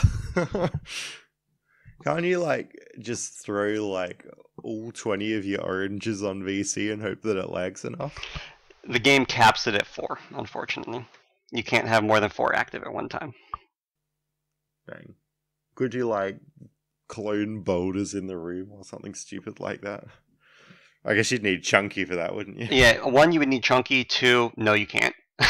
um, there are shenanigans you can maybe do with the boulder, but nothing working so far. In order to test this stuff, I've basically just been using BizHawk again for the N64 version, but manually setting the lag speed increase just to 0, or it's actually 1, but making it so the lag does not actually increase your speed at all. If you actually had to get a lag on VC to get this to work, testing this would be an absolute nightmare because you lose all your TAS tools. Because you actually have to be on an actual virtual console as opposed to just setting lag to 0. So where is that tag barrel in DK Isles? What bonus barrel? It's by Snide's HQ. So below the entrance to Frantic Factory is a little room with Snide. There is a boulder in there. There's a crown pad. There's a barrel that you spring up to, Simeon spring up to, and inside is Batty Barrel Bandit. And yep, that's the one. You could also potentially do it from the crown pad or the Snide's HQ even. All those work for submaps, but it's just even harder from there. So. And so you can get the orange hit on VC, but you wouldn't have enough speed from the lag to make it into the loading zone or whatever? Exactly. So you get knocked towards the loading zone, but you're, I think, 6 frames of movement too short of hitting it. Oh man, that's so rough. Yeah, it's often really hard to reduce lag in games, but I've had one or two where I've had to create a lot of lag, and DK64 is one of them. It's surprisingly hard. But you never know. Maybe it'll happen. Maybe someday. Maybe. Yeah, we're debating, like, it was something that I brought up to RingRush, like, several months ago. And in all honesty, I don't think it's even really a serious lead. But it's possible because PAL has different values for speed and stuff like that. It's possible that maybe PAL can potentially eke out those 6 frames. Although I highly doubt it, because they're both scaled directly on both vertical velocity and horizontal velocity. Yeah, that's a good point, actually. But then you'd lose phase walking. You would also, the bigger time loss is the fact that you lose, I think it's 40 seconds to K.R.E, because PAL just lags that much, and boss fights are just horribly slow in PAL. I thought it'd be less laggy because it's like a lower frame rate. That's weird. The K.R.E world record on VC for US version, I believe, is an 11:25. The K.R.E world record, whilst nowhere near as optimized, it's still relatively optimized. For PAL VC is 13 minutes and 10 seconds. Oh dear. So you're talking about, I said 40 seconds, it's probably actually closer to 1 minute 40 for difference between PAL and US. So what is that? Is it actually lag, or is it other version differencey things? It's the fact that PAL, on PAL it's 25 frames per second, but on US and GP it's 30 frames per second. So the way that boss fights and just random AI work is that every movement is calculated on a frame by frame basis. So let's say you lag the game a bunch, then the frames are going to be less frequent every second. So it's going to be like, I don't know, 10 frames a second or something like that. And therefore, you're going to get less updates on the boss every second. It's only going to occur 10 times a second rather than 30 times a second. So therefore, what would normally take a second if you had a lagless situation on US will take 3 seconds if you have your game running at 10 frames per second. So, because PAL is running at 25 frames per second and US is running at 30, it takes around about 1.2 times as long on PAL to do stuff. And because K.R.E is a 12-minute boss fight by default, it results in quite a lot of time loss. So, on PAL they compensate for the frame rate in things like DK's movement and stuff, but for something like K.R.E's movement and cycles, they don't. Is that right? Yeah, so on PAL they scaled movement correctly, but in terms of cutscenes, menu movement, AI, there's probably some stuff that I'm forgetting, but those kind of things aren't scaled, so as a result, you'll be taking 1.2 times as long to perform those actions compared to US. And how much time do you reckon K.R.E early could save if you could get it with like the Snide's flashback warp thing on RTA VC? RingRush would have a better idea of that. It's something I've thought about at some point. I can't remember the exact number off the top of my head. I want to say, I'm just thinking off the top of my head right now, MMM's still going to take 5 minutes because you still want to get all the moves. K.R.E still going to take, let's just say, like 10 or 11 minutes. So that's already like 16 minutes of time, plus the time it takes to actually execute the trick. Like, I think at best you're saving 4 minutes, something like that. That's still pretty good in like a 25-minute run. Mm-hmm. Yeah. So I think that's all the tricks that we had to talk about, unless you want to talk about corruption or ultra lag. Corruption is a meme glitch. It's wonderful, and I really hope that one day it gets the best glitch of all time that saves 5 hours for 1-on-1, but it's unlikely. It's heavily prone to crashing, and like everything that results from it is unfortunately doesn't return great results when you apply it to sequence breaking. Yeah, the one point I see for corruption, which basically the way corruption works is you get over 64 objects, and the game starts handling things very badly, including like projecting your Kong's figure onto the environment and things like that. Like, so you can be like shooting copies of yourself. So it's really cool to look at, but it's ultimately not that useful. The one nice thing about it is lag. There's a specific method called feather corruption, where Tiny shoots lots and lots of feathers into the wall, and they stick around, and they take a while to despawn. And using that, you can get actually a nice amount of lag. So if it's going to be useful, it'll probably be from that. There was one promising moment where we thought, okay, maybe it is going to be useful. You can get corruption in various boss fights, and one of them is Mad Jack. And because of the way that corruption is dealt with in terms of enemies and stuff like that, it causes Mad Jack to complete his phase jumps in a matter of seconds. Literally, I think it's like a second or two compared to probably around about 20 or 30 seconds worth without corruption. The unfortunate downside of it is, one, it takes unfortunately very long to set up corruption in Mad Jack, because you have to fall off the edge 60 times and do a specific long jump at a specific time. And so, as you can imagine, falling off the edge 60 times takes a little bit of time to do. And then, even if we found a really fast method to do that, after all the really fast jumps that Mad Jack does, he just goes into his box and literally does nothing, and you can't fix that at all. You have to exit the boss fight. Yeah, hopefully it ends up working somehow. Like, I know you don't have Tiny in any percent, but do you reckon you could use the corruption lag to get that K.R.E early on VC? It's been thought about, but the location of it, maybe it'll work. It won't be faster. Yeah. That's the... Alright. Did you guys want to cover ultra lag?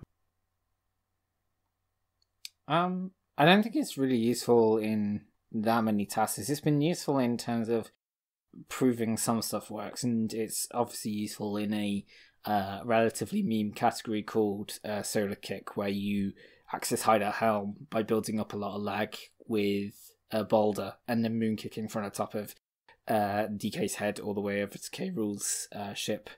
So it's interesting in that fact. But the way it works is that if you hold an unloaded boulder and just wait for a while, it builds up collisions. So the game performs a check to make sure that all the collisions are being resolved. And after the check is done, it just clears that essentially. It clears the section of memory that was performing that check. But if you holding an unloaded boulder, those checks never get cleared. But it still acts as, okay, we need to check again. And so each check takes a 32-byte section of memory. And so if you do 1,000 checks, you're talking about 32,000 bytes of memory suddenly taken up with all these checks. And obviously, for anyone who knows about memory and stuff like that, 32,000 bytes of memory is immediately going to cause some lag problems. So that's the short of how it works. The long of how it works is you can get the game to go to a complete laggy standstill for several minutes long. So it's pretty incredible in that sense. You can imagine you can cover the entire length of any map in one frame if you can get ultra lag in that map. So it's pretty cool. Yeah, I remember trying it on console, and there were several times where I thought I'd crashed it, but it was just, a lag spike for several tens of seconds. The funny thing which you can do, so if you exit Helm whilst the Blast-O-Matic is off, so if you exit it back into Helm lobby, the Blast-O-Matic timer stays at the bottom of your screen because it just never turns it off. And so if you get ultra lag and then reactivate that lag right as you're about to hit 000 on a Helm timer, you get a massive lag spike and you can actually get a negative Helm clock. It unfortunately immediately clears away and puts you into game over, but for like a second you can see that there's negative 16 seconds on your Helm timer. Oh, it's so funny that they programmed it like that. Well, with that, I think we've covered pretty much all the glitches, unless there's anything else you guys want to talk about. I just want to say we will never cover all the glitches. There are so many glitches in this game. Like, even whole categories of glitches we haven't even talked about, like skew or wrong grab or a wide variety of things of that ilk. And pause cancel. Like, there's a lot of stuff in this game. There's a lot of stuff. If you're interested in this stuff, you should come to the DK64 Discord and just look at the vast amount of things we have piled up in the documentation channel. For sure, yeah. Perhaps I should have said all the glitches on this list this very short list that we have here. But yeah, hopefully that's a brief overview. But yeah, like for example, there's a whole YouTube channel that's just showing off glitches associated with ISG, or like RingRush has got a whole channel on low A press challenge, and heaps of people in community documenting stuff. It's really amazing. I've spent so much time looking at this game myself, and I still know probably like 1% of all the glitches. So there's a giant spreadsheet of what we feel like is every single glitch in DK64 that has ever been discovered, to our knowledge. And even then, the fact that there is potentially other glitches out there that we have never found because it's in some tiny corner of the internet is highly likely. We went to just searched up DK64 glitch on YouTube, put in every single return, and went to some of the main runners' Twitches and stuff like that, and returned the results from that. And even then, I'm sure that there's going to be thousands of glitches we missed. And even if we did get all those glitches, there's going to be thousands more discovered probably in the next 2 years or something like that. Yeah, and of the ones you haven't discovered, like how many of them combine to make even more glitches with the ones you know about as well? Exactly. Yeah, I think one of the most exciting, most insane demonstrations of this is the trick Aztec early, which is a way to basically glitch into a level early. A lot of people have trouble with it. They want to know what the method is. There's over 30 methods now, using so many different varieties of tricks, from ultra lag to skew to pause cancel to dropping a boulder onto another boulder and stacking that up to a nice height and then moon kicking to infinite pause jumping to it just is absurd how many things there are. So never count out a different way to do things in DK. There's a funny video as well. I think it was Isotarge who did it, called Slope from Japes. And there's just like this one slippery slope and it shows 30 ways to climb it or something like that.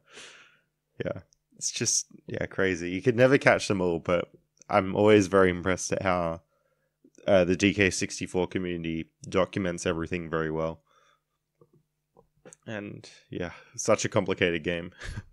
I mean, it's literally been proven time and time again that even the smallest of things, like, there was a glitch that I found, I think it was back in 2016, called Portal Storage, and it was literally just me messing around with emulation and script talk and stuff like that, and finding that, hey, if you use the canon game in Gloomy Galleon, you can go through the portal or the DK portal and it won't immediately take you out, and you can go elsewhere, and then you can once you reload the area with the DK portal, it immediately just takes you back to Gloomy Galleon lobby. So from that standpoint, it was a really pointless glitch, because I mean, maybe it would have saved like 1 or 2 seconds in a task, but it's not really well known. Come 2 years later, and we have a potential theory on how to make Creepy Castle lobby early work, and we're like, well, how, like, we need one final piece in the puzzle, and even though it was a really small glitch, like Portal Storage just solved that puzzle. So even documenting the smallest thing can prove useful like years down the line, or even months down the line. So it's really useful to just document everything that you find. Yeah, definitely. And I'll have links to DK64 Discord, and that has a link to a lot of the documentation, doesn't it? Yeah, there's in the documentation channel, there's a whole bunch of documentation dating to back when the server was created, and there is a link to a spreadsheet, which I haven't updated in a while because I've been busy, but there's a spreadsheet with all the glitches that we know of. Nice. So now that we've talked about some of the glitches in DK64, let's just quickly talk about how much time can be saved on the tasks that we have before we finish. So first of all, in 101%, this is the oldest current lotad/TAS. So how low do you reckon 101% could go with all the new discoveries, Matt? Estimates vary, but I would say anywhere in the 415 to 425 range, which is like 15-25 minute improvement. The biggest thing, people say, oh, imagine how much this would be broken with phase walking. And while phase walking is a great trick to save like seconds here and there, the fact that we have orange clipping anywhere means it's ultimately not that big of a game breaker. What is a game breaker, though, is spawn snagging. And there are several golden bananas that take 3 to 5 minutes that we can suddenly get in less than a minute, because we can just grab the gold banana without having to do, say, the rapid race. And so that's going to be a huge time saver when that's implemented, along with all kinds of new routes, new tricks everywhere. That should drop a lot. And so it's like a 430-ish now, 440, isn't it? 440-ish, I think. It's been a while. I think it's 442. Yeah, that sounds right. 442. Yeah, because I was going to say, I thought it was like 430 flat, and I was thinking, say it's more than 15 minutes, right? But yeah, 415 to 425. I would love to see it go sub 2E, 100%. That'd be good. I mean, that would be 2E RTA, of course, but, you know, it would be funny to see, because DK64 has been the, you know, weirdly long, rare N64 game for a really long time, and now it's just getting insanely fast. It's what happens when a game just becomes insanely broken. Like, a lot of skips get found, and you can skip hours and hours of the game with just one simple trick. Definitely. And so any percent as well, I think actually I forgot to discuss kind of what goes into any percent. Just, I'm sure a lot of like listeners, if they're familiar with DK64, know vaguely what go into this, but pretty much you want to get to K.R.E with all the Kongs having all the moves. So we talked about MMM giving you all the moves, so you don't need to go and unlock Kongs to unlock moves before K.R.E. But to unlock K.R.E, you need key 3 and key 8. Mm-hmm. And then if you've got those, you turn those in, and then that triggers the K.R.E ship to spawn. You go in there. It's about 25 minutes now for RTA. The reason you only need key 3 and key 8 is because, you know, key 1, 2, 4, 5, 6, 7 unlock levels, so they thought, well, you would have needed to get those keys anyway, so we won't check for them. Anyway, leading on from that, so the any percent has came out a little while ago before phase walking was found. How much time do you reckon could be saved now with the new tricks that have been found, RingRush? Yeah, so I think there's a few key parts here. One is phase walking is going to save a second here or there over orange clips. Not every orange clip will be replaced, because it only is really useful if the wall's facing the right direction. but it turns out a lot of walls are facing the right direction. Like most of the walls that we end up clipping are facing the right direction. It just so happens. But so that's going to save some amount of seconds. The 5-minute MMM route, there is a small optimization we can do where we hit an extra warp in factory. That saves a small amount of time because yeah, it's not a major thing, but it is something you can do during that downtime. The other key thing about phase walking is it allows you to get a Mad Jack cutscene skip, which normally when you enter the fight, you then have to jump on a platform, it rises up, there's a 40-second cutscene where Mad Jack comes from the ceiling. But with phase walking, you can actually just clip out of the area, hit that void zone we talked about, warp back to the start of the level, and re-enter. And when you re-enter, the long cutscene doesn't play, because it assumes you just died on the fight. Normally you would just pause and exit, but again, during MMM you can't pause. So that's a nice little thing you can do with that. And the reason you couldn't orange clip there is because you can't throw oranges during that fight. So that's a cool little thing. If K.R.E early ever gets found, then that will save a significant amount of time. Assuming we can get it VCTAS, or maybe if it starts working on N64, as we said, like at most maybe like 4 minutes. Realistically, probably less. And then finally, as with every TAS, there's going to be little optimization tricks. We haven't actually talked that much about TAS optimization tricks, but there's a few things that were found either late into that run or after that run was completed. Notably, if you have your control stick in a neutral position, you actually decelerate a bit slower from some things. So it saves a frame or so, maybe 2 on every roll. So little bits here and there. That could probably add up. And that's about it. There's really not that many other things that could be found. It'd be amazing if we could get key 8 without oranges. Currently we have to hit ourselves with an orange into key 8 to skip the dance, to skip a cutscene because the cutscene doesn't play nicely with MMM. As we talked about, cutscenes can cause issues. So yeah, maybe if there's a way to skip that, we could save like 10 seconds or so by skipping oranges altogether. But overall, the route is very set in stone, honestly. With you were saying about the neutral stick in the roll, has anyone tried to incorporate that into RTA, or is it too precise? It's not too precise, but I don't know if anyone's tried. It's also not that big of a time saver. There's a certain part of the roll you have to have a neutral stick, and then you have so many frames you need to hold forward after that again. So if you are too slow on that, you will lose time. But yeah. I've tried doing it when doing RTA. Like, I tried like messing around with it, but I think my timing was just maybe perhaps a little bit off, and I just kept losing time from just trying to do a neutral stick and then just decelerating or not accelerating enough. And yeah. It reminds me a bit, I'm not sure if you guys have seen, but in the Banjo-Kazooie TAS, how they climb the pole by ground pounding, all the climbing pulse. The runners started trying to do that, and then Hyper was like, don't do that. It'll lose you time like 99% of the time. Yeah. I mean, I think there's a few other movement tricks like instant acceleration where you go back and then forwards to basically go to top speed that could be implemented into RTA because like they're precise but not too precise. But in the end, these are things saving on the order of frames, and most people aren't motivated enough. This isn't SM64 or some game that's so optimized to the point where you need to risk basically running in the wrong direction in order to save a few frames.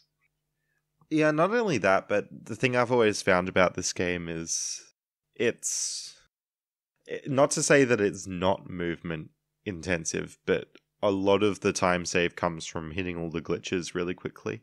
You can get a very good time just by doing that and not being great at movement, and then the last 2-3 minutes come off by getting really good at movement. I'm not sure if you would agree. Oh no, I would agree completely. It's one of the things that appeals to me with the game is that so much of your run is based on your glitch execution, because there's just so many inconsistent glitches and you just gotta hit them all. The fact that so much of your time is also based on Mad Jack. Switch luck, not the greatest part, but other than that, it's very execution based. Oh, sorry, very trick execution based. Yeah, it's also great because like once you get good at the run, you can go, okay, I want to implement more tricks. And usually with some games like SM64, there's kind of a limit until you get into like BLJs and stuff like that, where you can't really do much because like there's no more tricks left to learn. With DK64, even if you disregard the fact that every 5 seconds someone finds a new way to clip through a wall, there's also the fact that there's just so many endless time saves that you can do that, you know, like if you've got if you've got the guts to do it, like you can save potentially like 10 seconds if you just do something. Yeah, I swear, like every time I go back and look at 5 Kong, there's always another orange clip done in Aztec or something. I'm sorry, that's my fault. I was the runner who always tried to add more orange clips, often to a fault, but well, you know, it's faster. Why not? Because you lose a lot of runs. That's why not. I suppose. So yeah, with 80%, as you said, you started from clean cartridge, which is not a rule on TAS videos, but it's sort of kind of standard practice. Yeah, it's a strong guideline to do clean cart, and personally, I think it makes more sense. I've actually pushed for real time to go to clean cart, and that failed miserably, as you'd imagine, because nobody wants to delete all the times on the leaderboard. But I think clean cart makes a lot of sense. I understand the logic, and I can argue for the logic behind starting with basically non-file unlocks, but I think it makes sense for a speedrun to be defined as you get the game, you put it in, you beat the game as fast as possible. Yeah, I think this is somewhere where we might disagree a little bit. I think clean cart should always be a category, but I think there should also be categories that go, you know, as fast as possible from dirty SRAM. Of course, you run into heaps of issues properly defining that, though, so I completely understand your view as well.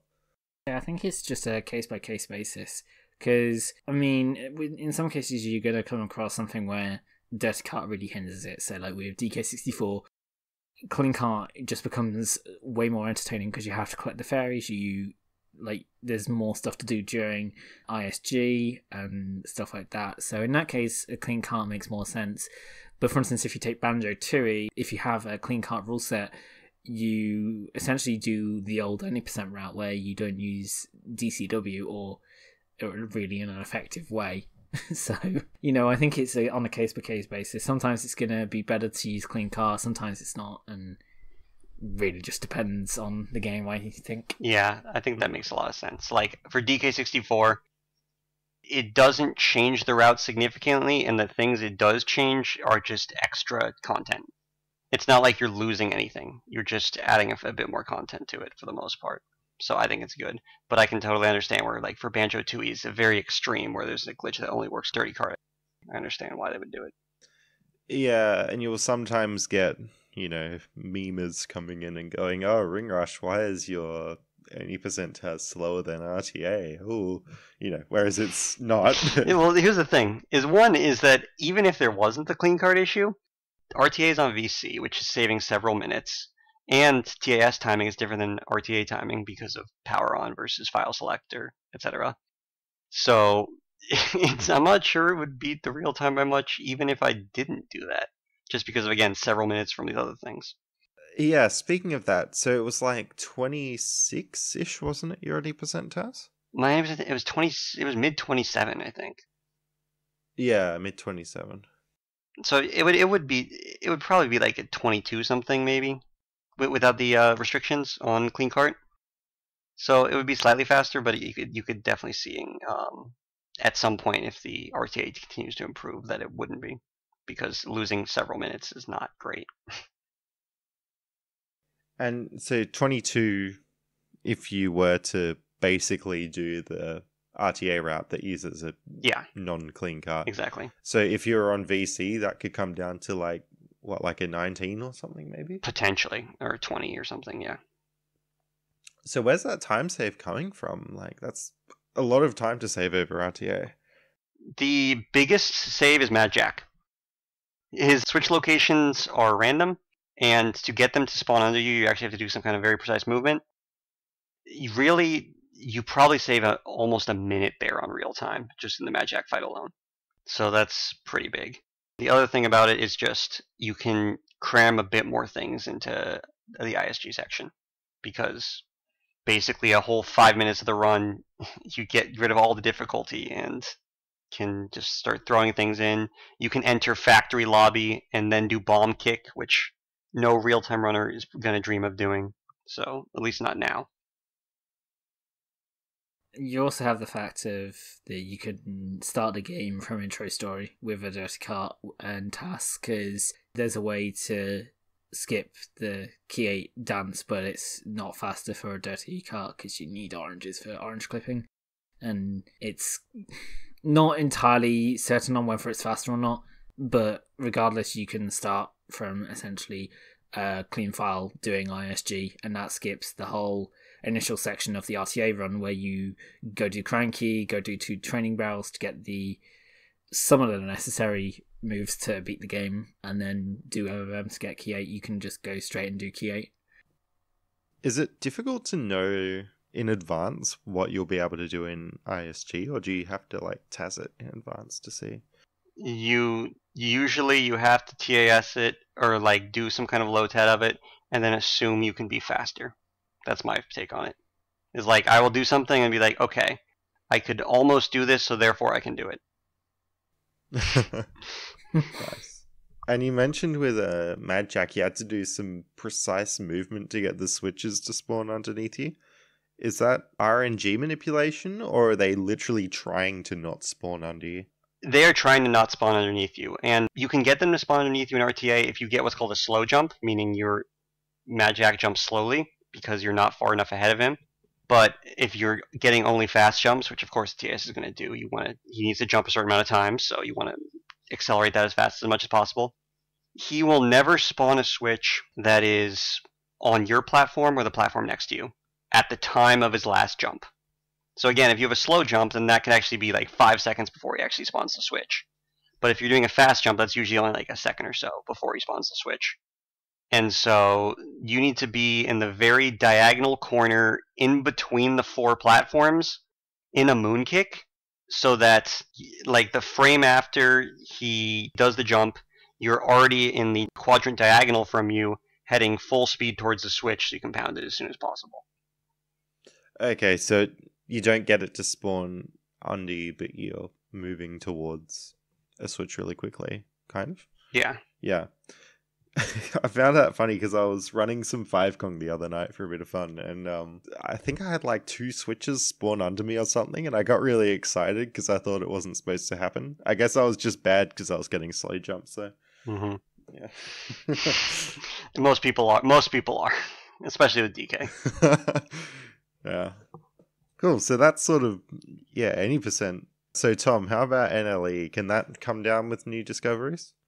I mean, we have the trick that I mentioned earlier that obsoleted the NLE low TAD. That can come down and can make the time come down a little bit, because it essentially allows you to walk through some walls without any resistance as lanky. As long as you have a tag barrel nearby and ability to use lanky's rank stand. So that saves a bit of time. There's also a few discoveries that could potentially save time for NLE, especially some reroutes that have occurred since then, such as putting Jape 2 before Galleon for NLE, which means that you don't have to do as many snides turn-ins in the early game. And also for NLE, honestly, the biggest time save is just the fact that it was my first full game task, and so as with everything, like just being better at tasking and knowing what time saves are there and not, you're gonna save some time from that. How about max percent moveless? So, I mean, if you can get more stuff, it might end up longer, but can it be improved? I mean, it's undoubtedly going to be longer, because since the low TAD was made, you have 1 extra GB, which it's not really going to take much longer. It's probably going to take like 2 or 3 minutes longer, and that's it. The lanky shooting the faces minigame in Llama Temple, where you have to shoot the 16 faces to get the sounds to match up. You can get that GB moveless now with some a trick called skew levitation.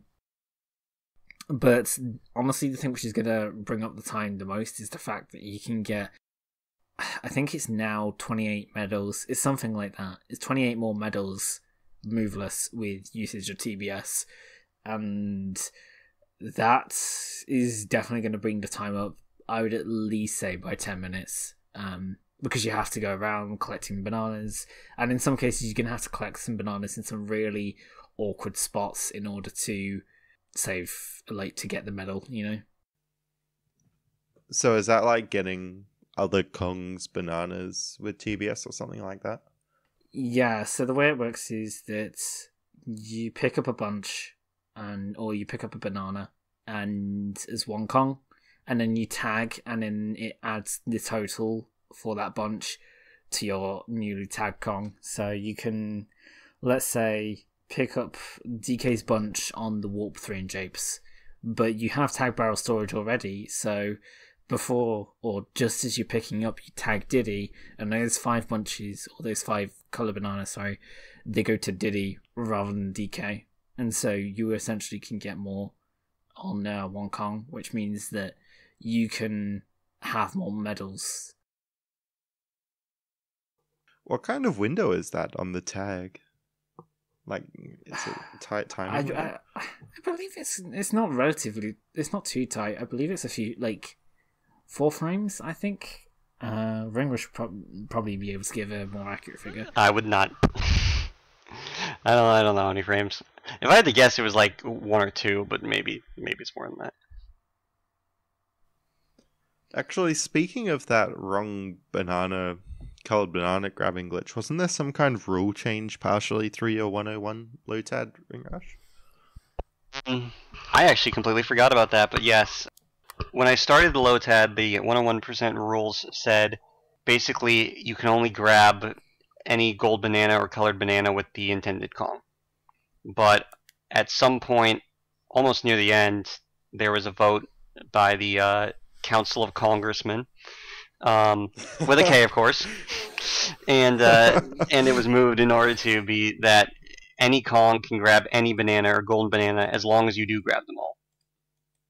Cool. So how much time could you save with that? Minimal. I mean, there's 1 or 2 places it might be relevant, but it's not a super significant thing, I think. Yeah, like, there's 2 places which it changed for RTA. You can get the mill GB, which is the GB which is stuck behind the grate. You can get that as any Kong rather than DK. And then, more importantly, the seal race GB in Gloomy Galleon. If you take non-DK Kongs into there, they can just blast through the wall, and they can get to the GB a little bit quicker than DK. But also you have to go a little bit more out of your way to get to the tag barrel, so maybe it won't save as much time. Alrighty, so I think we've covered pretty much all the current Tazes and what could be improved on them, and I reckon that's all we have to cover about DK64. So, Matt or RingRush, where can we find you? Theoretically, you can find me on Twitter, though I'm not sure I've tweeted for a few months. I do have Twitter. I do have a Twitch, but I've barely streamed in the last few years. I think the biggest thing, if you want to see my most recent stuff, would be my YouTube channel. Both my YouTube channels, even. One is just RingRush, and the other would be the alternate channel, which I believe is in the description, of low A press stuff. Nice. And are there any other Tazes you would recommend people have a watch? The 2 that come to mind immediately are Mega Man and Bass, or Rockman and Forte, 100 CDs, and Mega Man 1 any percent. I'm not as particularly a Mega Man person, but both those TASs were just incredible to me.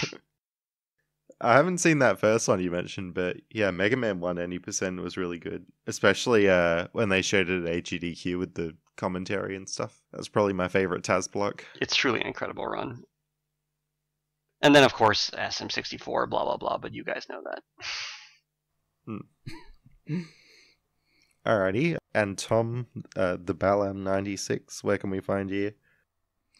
So most of the stuff that I do, I either upload to my YouTube channel, theballaam96 SRL, or I usually just tweet about on my Twitter, which is just TJ Ballaam. And it's usually just, oh hey, yeah, you can just do this interesting thing in lanky phase or something like that. So yeah. And one other thing is both of us, probably the best way to contact us is on Discord. We're both on Discord all the time, so. Yeah. And I'll try and link all the DK64 related Discord channels I can find in the show notes and description as well. And any Tazes you'd recommend, Tom? There's two which are work in progress right now. One, which is the new SM64 120 star TAS, which has been worked on. They did a reveal of a whip of it at ESA, and it looks pretty cool. What? Why haven't I seen this? What? There's a new 120 star TAS being worked on. I knew that, but I didn't know. Oh my goodness. I know what I'm watching after this. Yeah, they showed a little bit of ESA. And then the second one is the tie to GBA task that Mittens SRL is currently working on. That one looks pretty cool, so yeah. I am helping him with that one. It's gonna be good. Be sure to check it out when we're done. We're almost done. Yeah. And you've been testing Earthworm Jim a bit as well, haven't you, Tom? Yeah, I've been doing a little bit of tasking for that game. It's quite interesting. So instead of going through walls like DK, most of the game revolves around just jumping over walls that you normally shouldn't be able to go over. So yeah. Nice. Anyway, yeah, thanks for taking the time to have this chat. I know that it's not easy to coordinate an American, an Englishman, and an Australian to have a conversation. Especially, Tom, I appreciate you staying up this late, and RingRush for doing it after work.